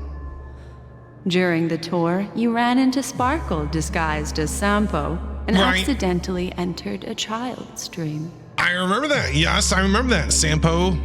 Oh my god. There, I rescued both of you from death, but Firefly didn't return to reality. She realized the truth and tried to involve you in her plan, but that resulted in an accidental death. Even more unsettling, you soon encountered another murder. Right? Why is everything in why is murder in quotation marks? The 2 cases of death prompted you to investigate the truth behind the sweet dream. Despite your efforts to gather information about the 2 victims, you didn't make much progress. No, we didn't. But you did learn about the watchmaker from Gallagher. Yes, we did. Meanwhile, Aventurine was secretly carrying out his scheme, in which you were one of the pawns. In the midst of a fierce battle, Acheron revealed her true identity as an emanator of the Nihility and unsheathed her sword. Yeah, that was craziness. That strike foiled Aventurine's plan and opened a passage between the sweet dream and the original memory zone. Upon your arrival at Dreamflux Reef, you learned the truth that death was actually dormancy, as well as the truth about the dreamscape, the Stellaron, and the bellboy, Misha. Yes.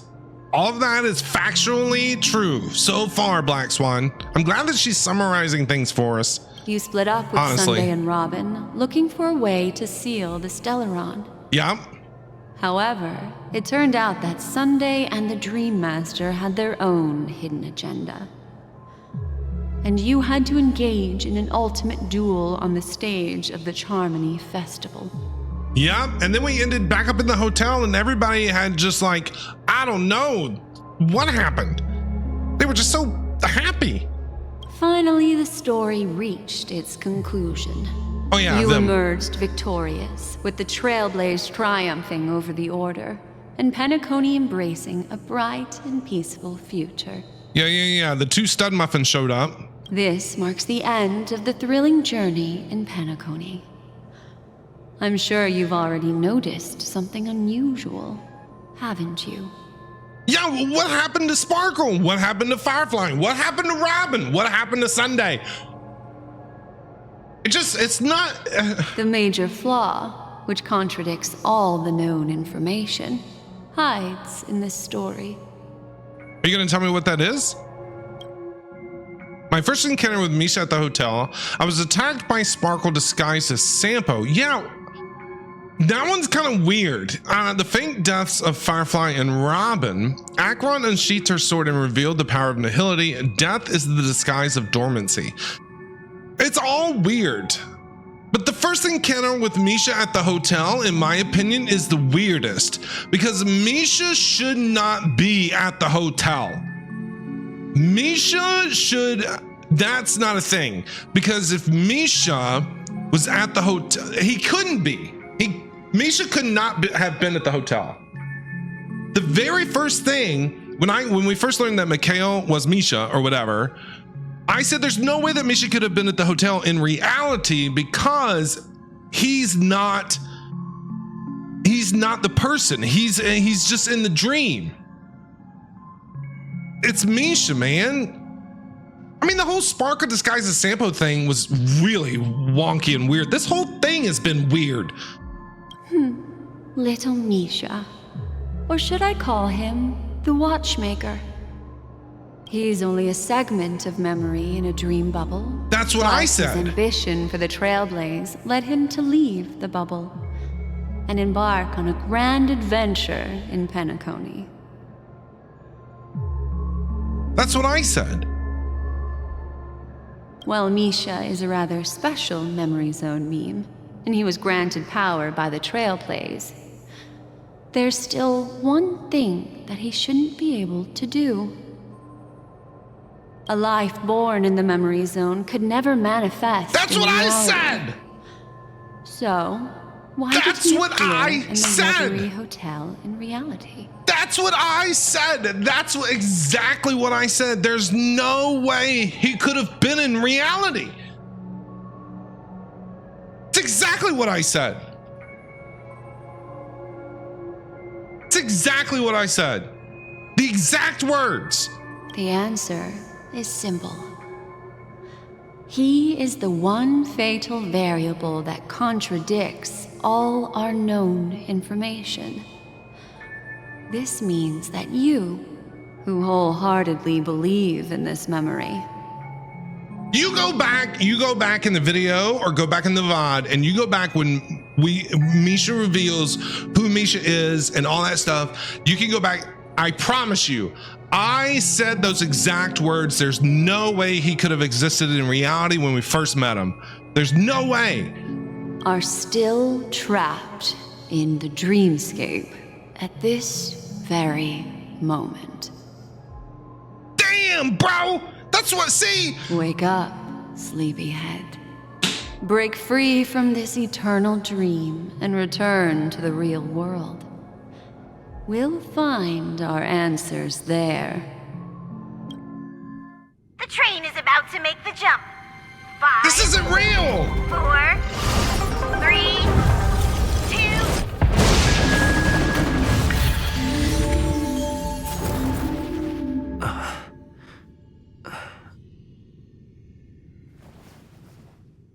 Are we in reality? We're back in the reverie. But how's that possible? Whose dream are we in? Who's darling? Oh my god. Okay. Not another one.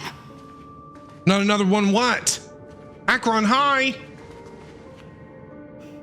Thank you so much, Black Swan. Finally, I can breathe a sigh of relief. What happened? What is this place? The deja vu is strong in the scene. It is very strong. The deja vu is strong in this scene. Yes, I feel like I'm back at the beginning with Acheron when we first. I understand you must be confused, and we'll do our best to shed light on the situation. You have no idea. However, before that, it's essential to know that this place is the rift between dream and reality. A place reserved only for those who have awakened from Enna's dream. Enna's dream? The Eon? Do you remember Sunday's ambitious plan? How could I forget? He intended to harness the power of the Stellaron, Yes. the collective will of over 100,000 Oak family members, Yes. and the desires of everyone in Penacony to usurp the harmony and restore the order. Yes. Unfortunately, it didn't stop there. From the early days of our journey into Asdana, we were already affected by the Stellaron. That strange dreamscape where we met. I remember. Maybe it was a sign that your thoughts were beginning to drift away. All of this is just a dream. Did I fall asleep on the express? I'm now back at the beginning of the story. This is where we first met Ekron, remember? And she cut us. Remember? She like hit us with her sword and we exploded or something. And she was crying, or like she had a tear fall from her eyes. I remember that. I don't think the goal of the Order was to put everyone into a deep sleep. Quite the contrary. They used the Stellaron to catalyze the leakage of Asdana's Memoria into the material world, allowing the dreamscape to blend with reality. And that included a lot of Memoria from the Beyond the Sky Choir. As time came and went, the dreams eventually became indistinguishable from reality, and reality became an illusion. Okay. People think they are awake, but their spirits have long since stepped into the Temple of Order. So they're actually not. This is what makes Enna's dream so powerful. In this paradise governed by the Order, everyone indulges in their delightful dreams and lives happily ever after. Okay. That's why everybody was acting the way that they were. That's why everything was just falling into place. It was too good to be true. You know what I mean? Like everybody was like, yeah, the IPC is going to do this. And then freaking Screwlum showed up and talked mumbo jumbo. I don't know what in the hell he was talking about. And then like Topaz was there. Adventuring showed up. See what I'm saying? I knew it. It was too good to be true. I believe what you experienced in the sweet dream, except for that flaw, was real. Only in this way could you reach the destination, lifting the crisis in Penacony and embarking on your next trailblazing expedition. If it wasn't for Acheron's plan, we might have been trapped in this dream forever. Fortunately, while the path of the Order governs all things, it can't affect the Nihility. Ooh. I came to realize this when the Dream Master tried to expel me at any cost. I remember that. This is also why you felt a sense of peculiarity when traveling with her. Okay. Well, I'm not as fortunate as she is. Even if I'm a memo keeper, I was still influenced by the power of the Order and fell into hallucinations. However, thanks to your memories, now we still have a chance to turn the tide. So what are we gonna do? What are we supposed to do? Like, how? For mortals, even if they possess the great power of a path, they can't create a flawless world like gods do. Right? That's why there was a flaw in your dream. In other words, once you have realized the world is not real, you'll have a chance to break free from the dream. The flaw in your dream lies within Misha. That's what I who could have said. never appeared in reality. That's exactly what I said. When I turned the pages of your memories, I realized that I was in an illusion too. So we still have a fighting chance, so we lost. Didn't expect it all comes down back to Misha, but I guessed it. Now Sunday has usurped the power of the harmonious choir through the Charmony Festival. Asdana has thus fallen into Enna's dream, transforming everyone equally into the notes of the Eon. Failure doesn't mean weakness. Oh, what are we supposed to do? Only the strong can gather the will to resist the Order and try to break free. We still have a chance, though. To make it happen, Please, Black Swan. Guide us to those with a strong will. Yes, please. Help. All right, please come with me. Whatever you say, Mommy. These people are... They're the Try ones using who clockwork? accept Anna's dream and indulge in their happy illusions. Okay. We have no means to wake them up now. Not even your clockwork will do the trick. Ooh, can I try? Single-minded, this person dives into the dreamscape, having not the slightest reaction to your arrival. What are you? Satisfied. It won't let me move it. Here we are. It's Robin. Robin? Are you okay? Hey. Finally, you've arrived. Let me introduce you to Robin. She woke up from Anna's dream by her own will.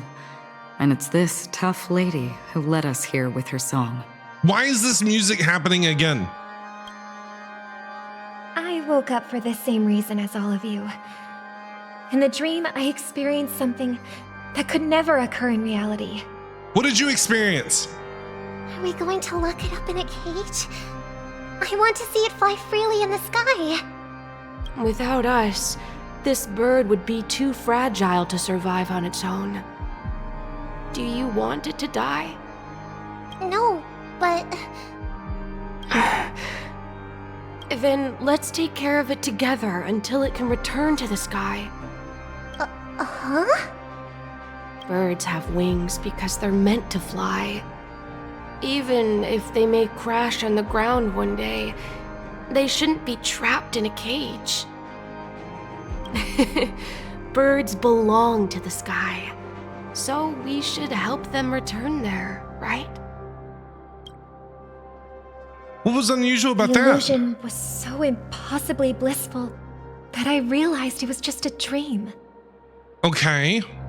And this is our final hope. Anna's dream is founded upon the harmonious choir, namely everyone's shared wishes. It will only materialize once the aspirations of all beings in Penacony merge as one. At present, it has become impervious due to people's desire to remain slumbering within the dream. And in order to destroy it,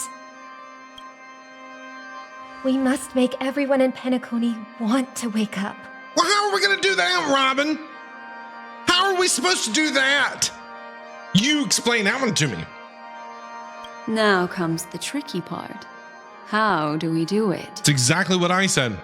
I have no idea. I'm curious too. That doesn't sound simple at all. Maybe we should just go back into Ina's dream. I don't want to go back into Ina's dream. It doesn't sound simple though. Humans yearning for sweet illusions borders on obsession, leading them to subconsciously resist the harsh reality. Therefore, I carefully selected a moment where he was completely unguarded, guiding him to uncover the truth himself to make him regain his consciousness. Okay. However, to wake up everyone in Penacony and get them to share the same determination, that would be nearly impossible. Indeed. I'm afraid it's almost as difficult as resurrecting an Eon. So what do we do?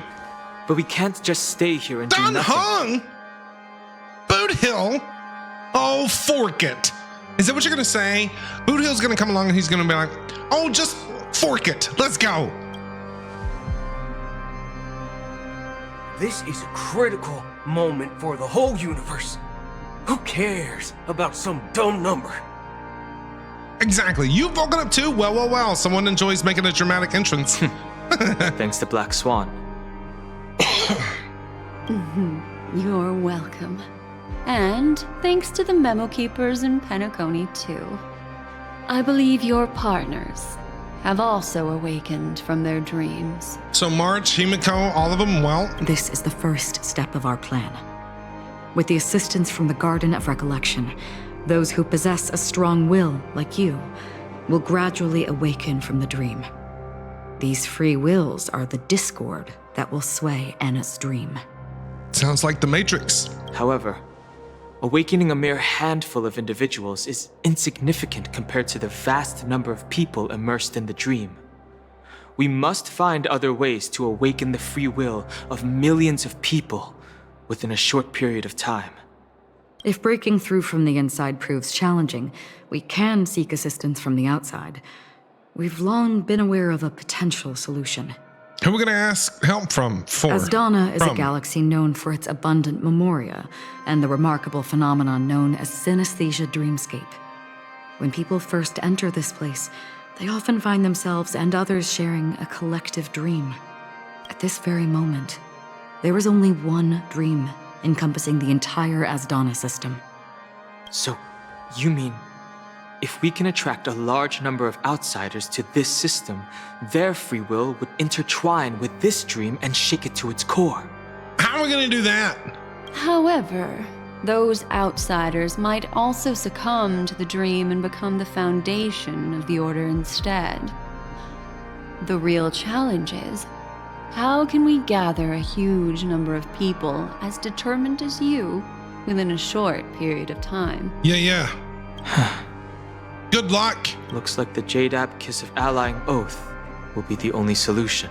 Because he never actually used it, right? Like, so he never actually used the Jade Abacus when we were fighting the Harmonious Choir, whatever in the hell that thing is called, the choir thing, the big boss man, whatever. He never actually used it because it was actually in a dream. It wasn't in reality. So he could still use it in reality because it was a dream. It didn't actually exist. No need for that. Keep your once-in-a-lifetime treasure. We don't need to bother the Cienjo Alliance for such a tiny request. You want thousands of people with unwavering free will? That's easy. Just leave it to us Galaxy Rangers. What are you gonna do, Boot Hill? Son of a nice lady? You can gather Galaxy Rangers? Outsiders may see Galaxy Rangers as elusive and disconnected individuals, and actually, they're right. And that's why we have a tacit understanding among us. Do you know what it is, Acheron? Looks like a bullet. It's the relic I returned to you. Exactly. Its owner must have told you that it's meaningless to anyone other than a Galaxy Ranger, and that it can only fulfill its purpose when returned to its rightful owner. Because it's a burial artifact, worthy only of a hero who has served the Galaxy Rangers with honor. When its light illuminates the universe, it means the fall of a hero. And in the direction it falls, countless meteors will streak across the sky. Ooh! Those meteors are Galaxy Rangers, coming from all corners of the cosmos, driven by a shared purpose. Ooh! Without questioning the cause or counting the cost, because we abide by a common principle. Avengers Assemble! The shooting stars of the hunt only descend on the longest night, and with them comes the dawn. We've stayed silent for far too long. Now, it's time to remind all the cowards, oppressors, and villains of the universe of our presence. I'll be the one to ignite the first spark. Boot Hill coming in clutch. Once the dreamscape is swayed, I'll complete the second step. Which is? I'll fine-tune the slumbering souls with the Song of the Harmony. You're gonna sing. Interrupting them with the discord of Trailblaze, and guiding them towards reality. So you're gonna sing, Boot Hill's gonna call us friends, okay? It's true that some people are born strong, and others are born weak. If the Trailblaze is the target of heroes, then the Harmony will guarantee that the strong help the weak. Only the people of Penacony themselves can be the saviors of their homeland. Their path of happiness should be forged by themselves. While I may not be a nameless, I'm willing to instill courage in all those who need it. You're gonna be a nameless after this, Robin. Oh yeah, you're jumping on the Astral Express and hanging out with us. This includes my brother as well. Anna's dream is too cruel for him and everyone else. Your plan sounds well conceived, but still, it appears somewhat idealistic and romantic. Well, thanks for raining on their parade. The flaws rooted in human nature can't be eradicated overnight. Do you believe these efforts alone are enough to convince everyone to choose the right path? I agree with you, Black Swan. That's why the most critical aspect of this plan is not to convince everyone to choose the right path, but to inspire them to save themselves. Okay, then let's do it! So, you're the key in the end, I assume? I mean, she is an emanator, right? The Harmonious Choir possesses the power of an emanator. To overcome it, you'll need the same level of power. The final step in destroying the sweet dream will be my responsibility. Let's go. That's a relief to hear. Emanator versus emanator? Oh, this is gonna be bad. Now that our roles are assigned, what do I do? Let's get to our battlefields and pose a grand finale. Wait, what do I do? What do I do? What do you want me to do? Am I just gonna be a spectator in all this? Do I not have a role? What do you want me to do? Do you want me to go and get popcorn for people that come out of the dream and say welcome? May I have a moment alone with you? Yes. There's one more thing I need to explain to you. You can have all the alone moments you need, Akron. This grand festival is drawing to its close. This is the starting point for the ultimate stage of our journey. Okay. Just as it marked the beginning of all the stories in Penacony. Okay. Whatever we're facing, I'm prepared. This is where Firefly uncovered the truth. Your words still carry a profound significance. Yes, this is where Firefly uncovered the truth. Indeed. She was the first to discover the world beyond the shores of death, and shared this truth with all of us. There's something Firefly, you should know. Best girl. We were able to locate you within this boundless dream and find the key to breaking free from the dream. All because of one person's unwavering dedication. Firefly. She awakened from the dream ahead of others. Best girl. Discovered the Express amidst the stars and brought us valuable information about the remnants of the Order. She may have been aided by the script, and it came at a cost. Firefly being the best girl. Can't wait to As pull you know, for her. Firefly is a stowaway who entered the dreamscape in a different way from ours. Without the dream pool in the hotel or assistance from the family, she can only awaken from this dream in one way. A real death. No, don't tell me we actually have to kill Firefly. But she's only died once. She gets 3. She gets 3 deaths. This will be number 2, so she's not dying. We mustn't fail her determination. She's not dying.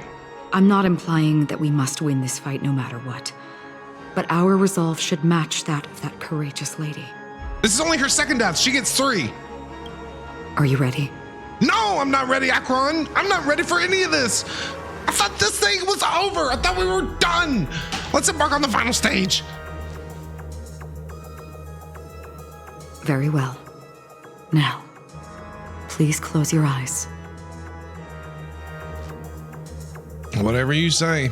MC Fushwin Kafka Akron. This is what we're rolling with. If I need a healer, I'll add links later. How long has this reign been ongoing? What are you doing here, old man? If I remember correctly, it has lasted for decades, or even centuries.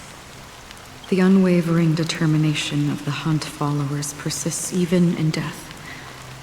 But thankfully, we've guided those lost souls to their lives beyond. They were heroes in their time. And they won't be reduced to puppets of the Nihility in their death. You see? The shadows on the sea have vanished. Do you remember?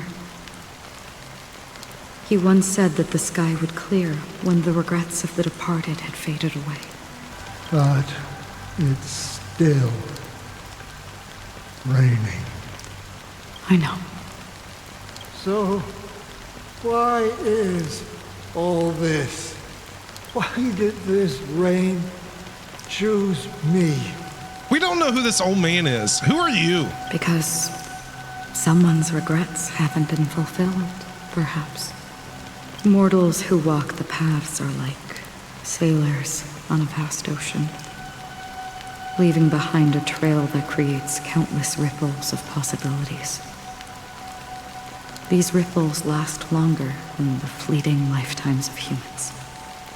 And for some, their presence leaves such a strong mark that it's reflected in the waves. Sin-thirsters. The obsessions of the Pathstriders. They emerge from the depths of Ix, seeing themselves as masters of their own destiny, unknowingly repeating the actions of their past lives. They emerge from the nihility and head toward it, leading purposeless lives. However, these hollow phantoms, they have journeyed with me for such a long time. Oh, so this is how it is.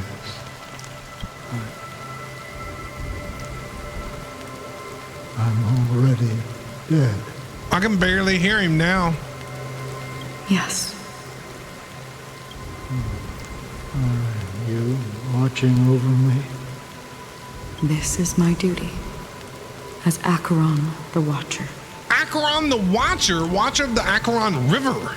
I'm guarding the path to the abyss of the nihility, guiding every soul reluctant to become one with it. Back to this side.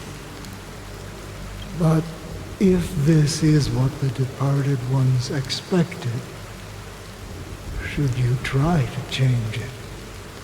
I don't know.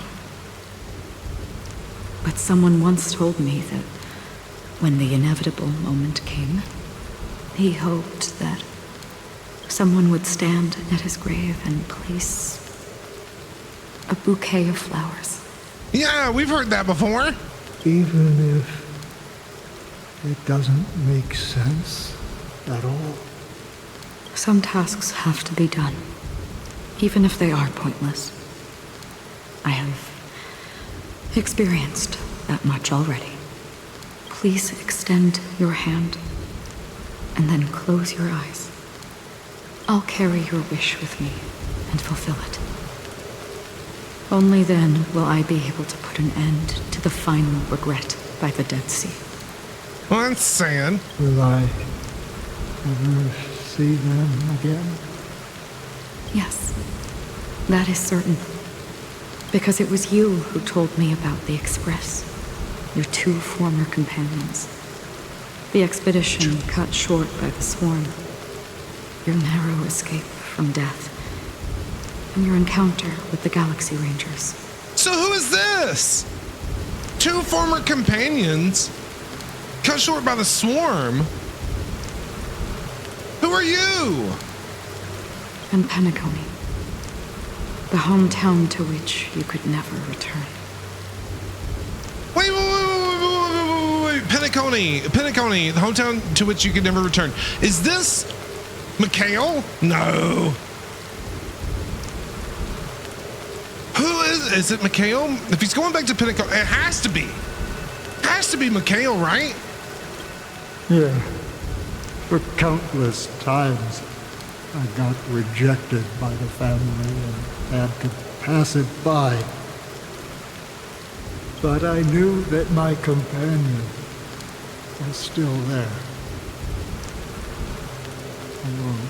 Well, you gotta be one of the three. You're either legwork, but you're not legwork. We know who legwork is. You're not the other woman that was there. And who was the third? Who was the third one? Oh, what was their name? It's escaping me right now. Mikhail.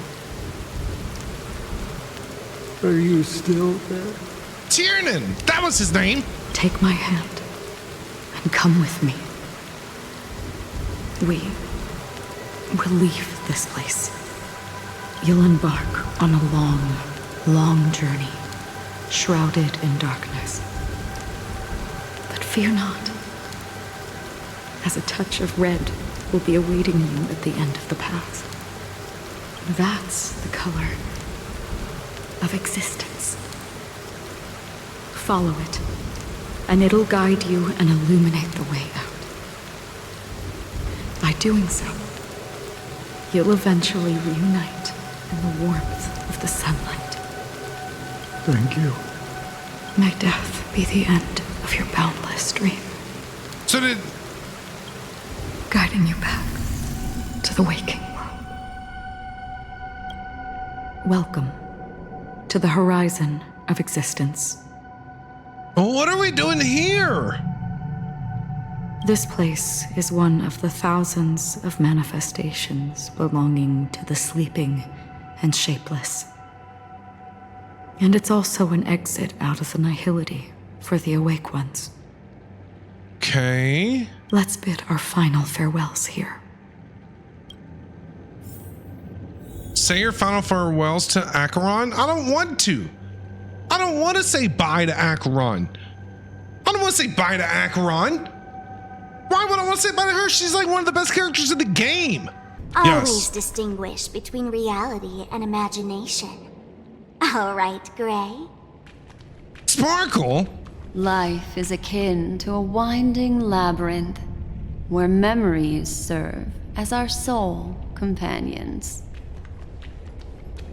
May your schemes be forever concealed. What is Anna's happening? dream is too cruel for him and everyone else. To the imperfect tomorrow. Gallagher! 13. I still remember the question on the invitation letter. Why does life slumber? I don't know. Why would I want to say bye to Acheron? I love Acheron. Why does life slumber? We don't know the answer yet, but we're about to awaken from this dream. Or perhaps such is the answer itself. Leave this place, return to where you belong, and awaken Penacony from this dream. That's what I wanted to do in the first place from the very beginning. Will you come with us? What if folks don't want to wake up?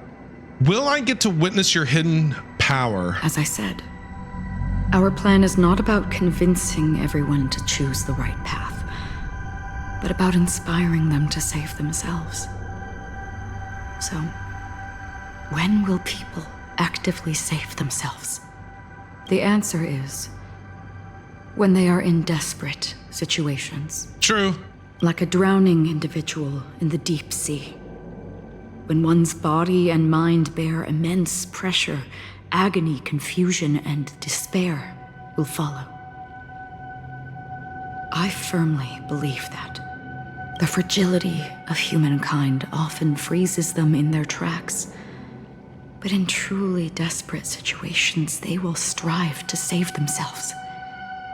And now, Penacony has enough heroes to lead them forward. It's through this inherent, self-centered instinct that people exert their utmost effort, even when they know their struggle is fruitless. As absurd as it may seem, it's their resistance. As for now, it is time to guide them, not as a savior, but as a nameless among those mortals. We will, don't worry. In this way, you will reunite in the warmth of the sunlight. The rain is intensifying. Ooh. Before we part ways, please allow me to ask a few final questions. Ask away, Acheron, ask away. So far, you have forged unbreakable bonds with numerous individuals and entities in the sweet dream. Yes, we have. God, she's so hot. Might I ask if you fear severing these bonds with your own hands? I feel no fear. Fear's for the weak. Excuse me.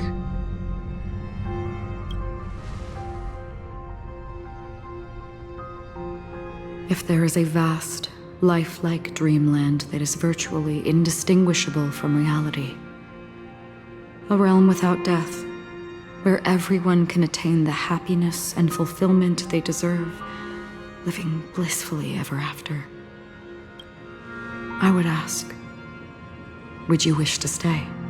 No. I would never want to live in a dream. Nope. Imagine if this splendid dream were fated to fall apart. Friends, family, strangers, followed by the gentle breeze, soaring birds, the stars, and ultimately yourself. Everyone and every face they remember, the joy and the heartaches, the vows sealed and those left hanging, all will inevitably march towards a predetermined ending. If you had grasped the journey's finale right from its inception, I would ask, would you still embark on this journey? I would blaze a trail without hesitation. Hell yeah, we would! I'm glad. The answer itself doesn't matter. What matters is that you've made a decision. Mm-hmm. Listen, touch, and ponder. And therein lies the sensation. Cherish it, because that's what makes us exist. Such is the only answer humans can offer when facing the nihility. If the nihility represents the primal fear of life, rendering any lofty convictions insignificant under their imposing shadow, then behind this shadow, there must exist the most fervent source of light in the world.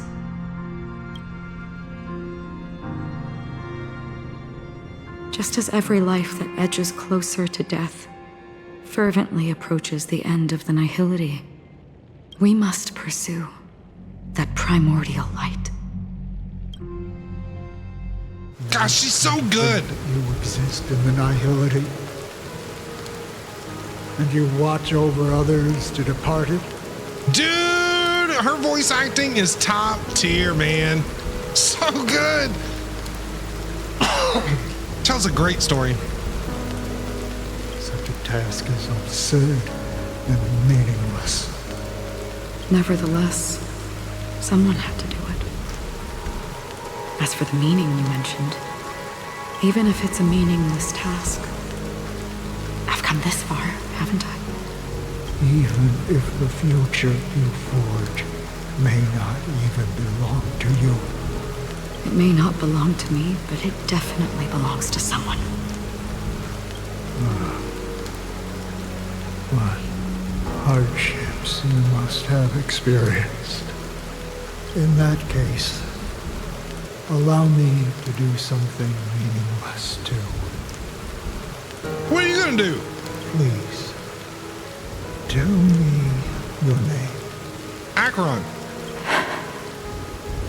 Perhaps my existence will vanish in the next moment and nobody will remember this conversation or your answer. But I believe that your name should be remembered, and this universe will remember it as well. For me, some things are difficult to recall, yet there are others that I find challenging to forget. Such is memory, a creation of the past that blossoms into significance in the distant future. I remember that marks the start of my journey, the origin of the vibrant red hue in my life, and the most fervent element amidst every tempest. That's my name. What's your name? Raiden Ozenmori May. Time out! Time out! Time out! Time Honkai Impact 3rd?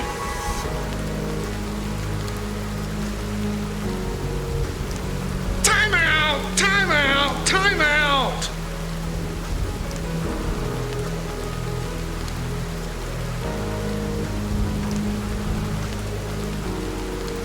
Wait, isn't that Ryan's name in Honkai Impact 3rd? So you have you have A. I mean, you have Raiden Shogun, right? So you have A, you have May in 3rd. But it's not her though, right?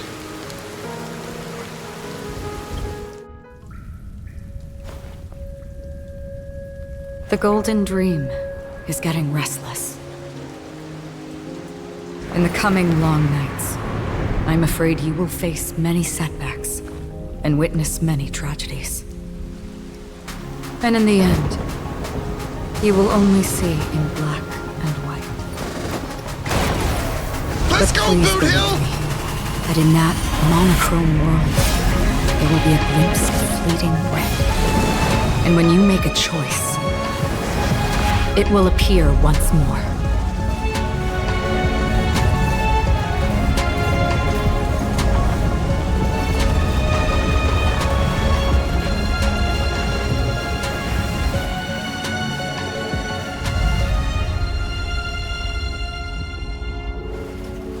What you must do is ponder its significance, then return to the waking world.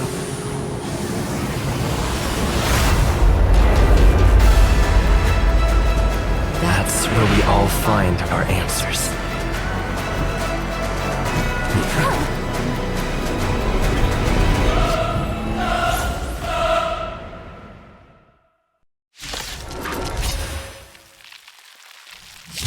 Broken free from the dream of order. We've done enough sleeping already. Let's show them a wake-up call. Let's kick its ass again! Until he gets Perfect melody I command. Recreate paradise anew! Oh! What's going on? Music. Oh, it's Robin! There seems to be another kind of sound coming into the Order Symphony.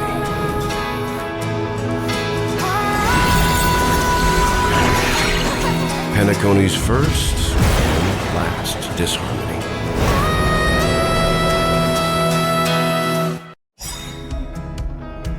Robin coming in clutch! Let's go, Robin! Robin coming in clutch! Those imprisoned in their dreams are awakening for freedom. Disorderly noise! Let's go! Is that you singing? Brother, you have heard their cries. This is not the paradise they hoped for. Even so, they don't know where they should be heading. That's why I had to become the lone star in the sky to guide them. Even if its star must hang in a perpetual night of solitude.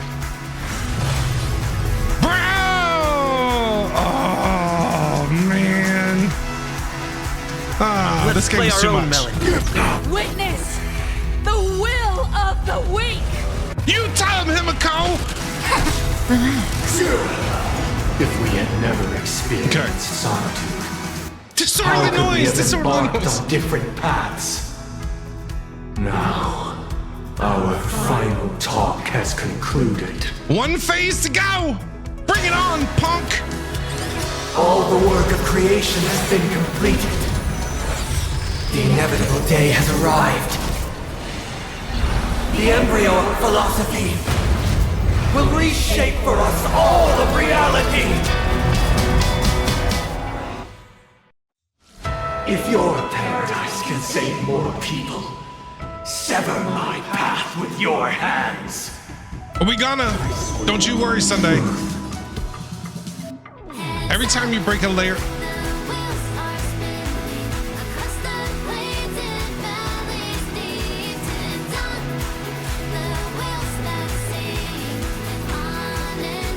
Stay alert. Don't let his tune distract you. I kind of don't want the boss fight to end just so I can listen to the music, dude. Even if the future is full of pain, we won't escape from it. You tell him, March. Don Hung getting in on it. You want to achieve the paradise we promised, but the Order is not the only choice. Robin trying to save her brother. The meaning of life lie in defying the nihility, embracing all that life offers. You tell him, Robin. Game over, bro. Game over. Game over, Sunday. Game over, bro. So,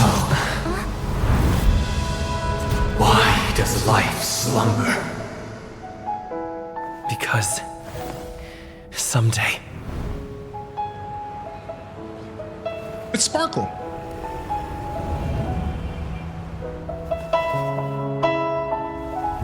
We will wake from our dreams.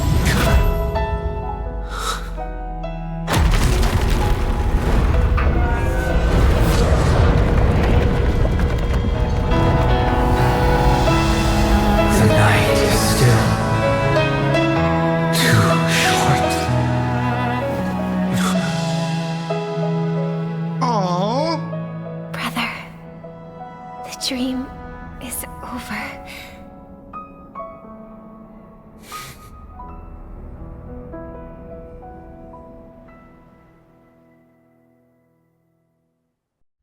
In the first year of the AE 2158, a fiery conspiracy erupted in the land of the dreams, but soon faded in chaos and destruction.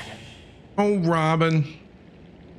Whispers carried the tale of those fateful 48 system hours, when a sun teetered on the precipice of collapse. A paradise stood on the brink of destruction, and a world was poised to surrender to its new master. Amidst it all, a body decayed, a pack of vultures gathered, and a brother and sister were doomed for eternal separation. And so, an eon succumbed to slumber once more. Some celebrated this fall, while others mourned. Among the insignificant witnesses, mere specks in the vast tapestry of the universe. It was said that this time, the Eon met their demise with dignity. As the cosmos bathed in the radiance of a pure dawn, a tempestuous storm brewed on the horizon. The chant of everything for the Amber Lord grew ever louder. Yet, no matter how one contemplates it, time inexorably swings Klapot's colossal hammer in eternal cycles. The tale of the Astral Express reaches both its conclusion and a new beginning. Time marches forward, heralding the arrival of a new chapter in the history of trailblazing expeditions.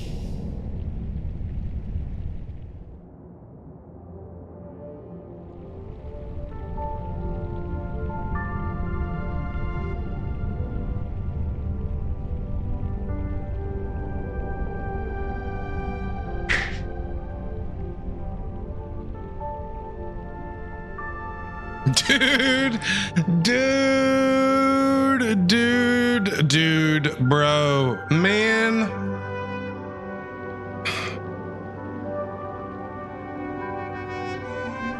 I can't handle any more emotions, dude. Like I just can't. I can't. I'm all cried out. Seriously. Brother, do you think the stars will fade away? I will admit there's not many boss fights in games that bring out different emotions during the boss fight. Do you know what I'm saying? Like, you are not gonna find Just in the boss fight. I'm not talking about like the cutscenes and all that stuff. That's a whole different thing. Just in the boss fight by itself brings out different emotions in you just during the boss fight. Like, that's insane that a game can do that. I don't think I've ever had a game do that. Ever had a game make me feel different things during a boss fight. Like during Elden Ring was like you were angry the entire time because you couldn't beat it because it was so damn hard. You know what I mean? But that was great. The boss fight was just a cutscene in of itself. That was so good. Stuff during the fight, that was such a good boss fight. That might have been that's one of my favorite boss fights I've ever experienced. Beginning of it made you feel like dreadful and like, oh my God, I'm up against a god. Like, this isn't gonna be easy. But then when Robin started to kick in and she showed up, you were like, I got this. Do you know what I'm saying? Oh, it's wild. Where did that come all of a sudden? Because the constellation that looks like a bird, the torrent eagles, looks a bit dim lately. It's the Torment Eagles. Don't worry, it's still there. It's located in the inner ring of Penacony and can only be seen when spring and summer overlap. As for the question you asked, I think stars do die, just like people. But do you know, sister? No star actually belongs to the present. The light we see from them is from a long time ago. Even after the stars perish, their light will travel millions of light years, spanning countless years, to illuminate the night sky of another world. In our paradise, I believe there will be a star like that, shining with the same light. Its radiance will last forever, and its name will be happiness. No, not just one star. We should have 2 stars. Or maybe even more. Yeah, you're right. It's a deal. It's a deal then. This is our promise, and nothing will sway our ideals. Yeah, you bet. Is it the end though? Is it the end? Are we going through this again?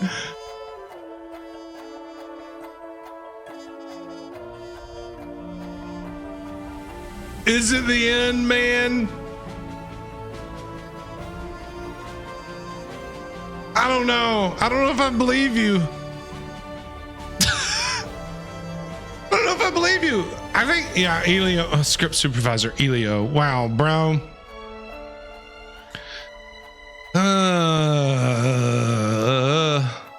In loving memory, Rosalina, Jada Stella, an ex-surveyor aboard the Astro Express and a young scholar brimming with enthusiasm and curiosity, hailing from, okay, enlightened by remember, all right, I'm kind of skimming, make sure, oh God.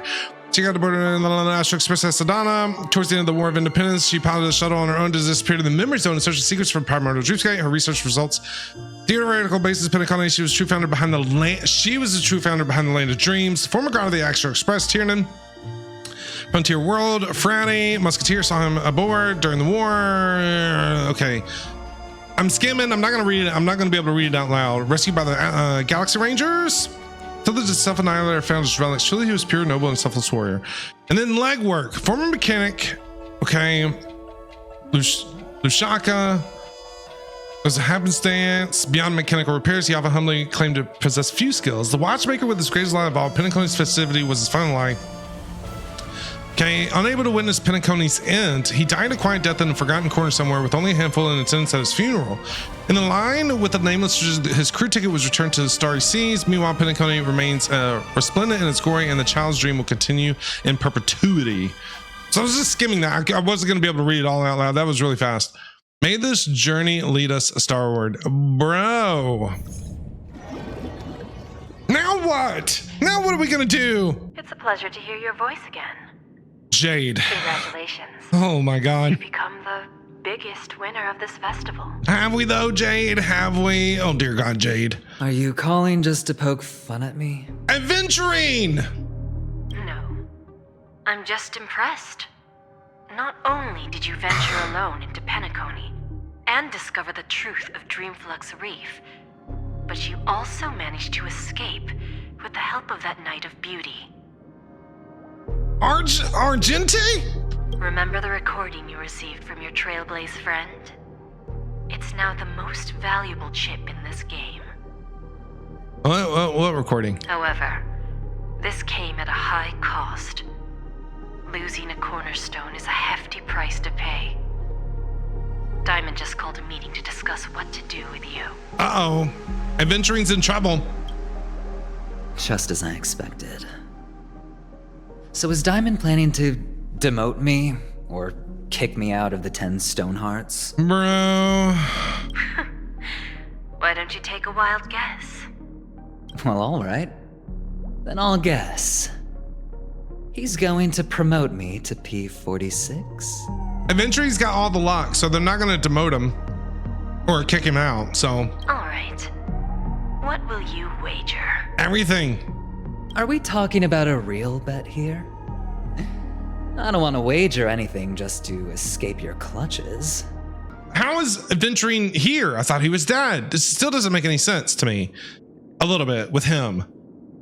But if it's just a friendly bet, I'll put on the line what I did when we first met. I'll bet my life, ma'am. Interesting. But since it's Diamond's call, no one can predict the outcome. I'm on my way to Penacony. Oh no. Once everyone is settled, we'll return to Pier Point for the final showdown. Oh no. Oh no. Sounds like I'll be out of the action for a while. Finally, a chance to kick back and relax. Yeah. Leave everything to me and Topaz, child. Thanks to you, as soon as the Jade Stone was delivered to the family's compound, we finished up our preparations. The seeds we planted have taken root. Soon, it'll be time to reap the rewards. Huh? What is it? What is it? Let's wrap it up for now. Looks like I've got a visitor here. Wait, is this where? No, because the door is out. Oh, so many surprises today. Didn't expect a Galaxy Ranger and wanted criminal to show up here. He looks pissed. Looks a little pissed off. One who managed to take out 2 IPC members under the noses of our fleet. Do you understand what that means? Screw wubba boo, I just put him to sleep. Don't try to intimidate me with that nonsense. Screw wubba boo? I've taken down more IPC lackeys than the residual value you squeezed.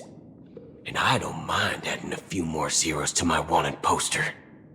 I have a question for you. Do you? Be honest, or I don't mind putting a bullet into your head. Uh-oh. Tell me, where is Oswaldo Snyder? Why does Boot Hill want to know that? God damn it, game! God damn it! Why does Boot Hill want to know that? Why does Boot Hill want to know that? First he was looking for Acheron, and now he's looking for this Oswaldo person? Why? For what?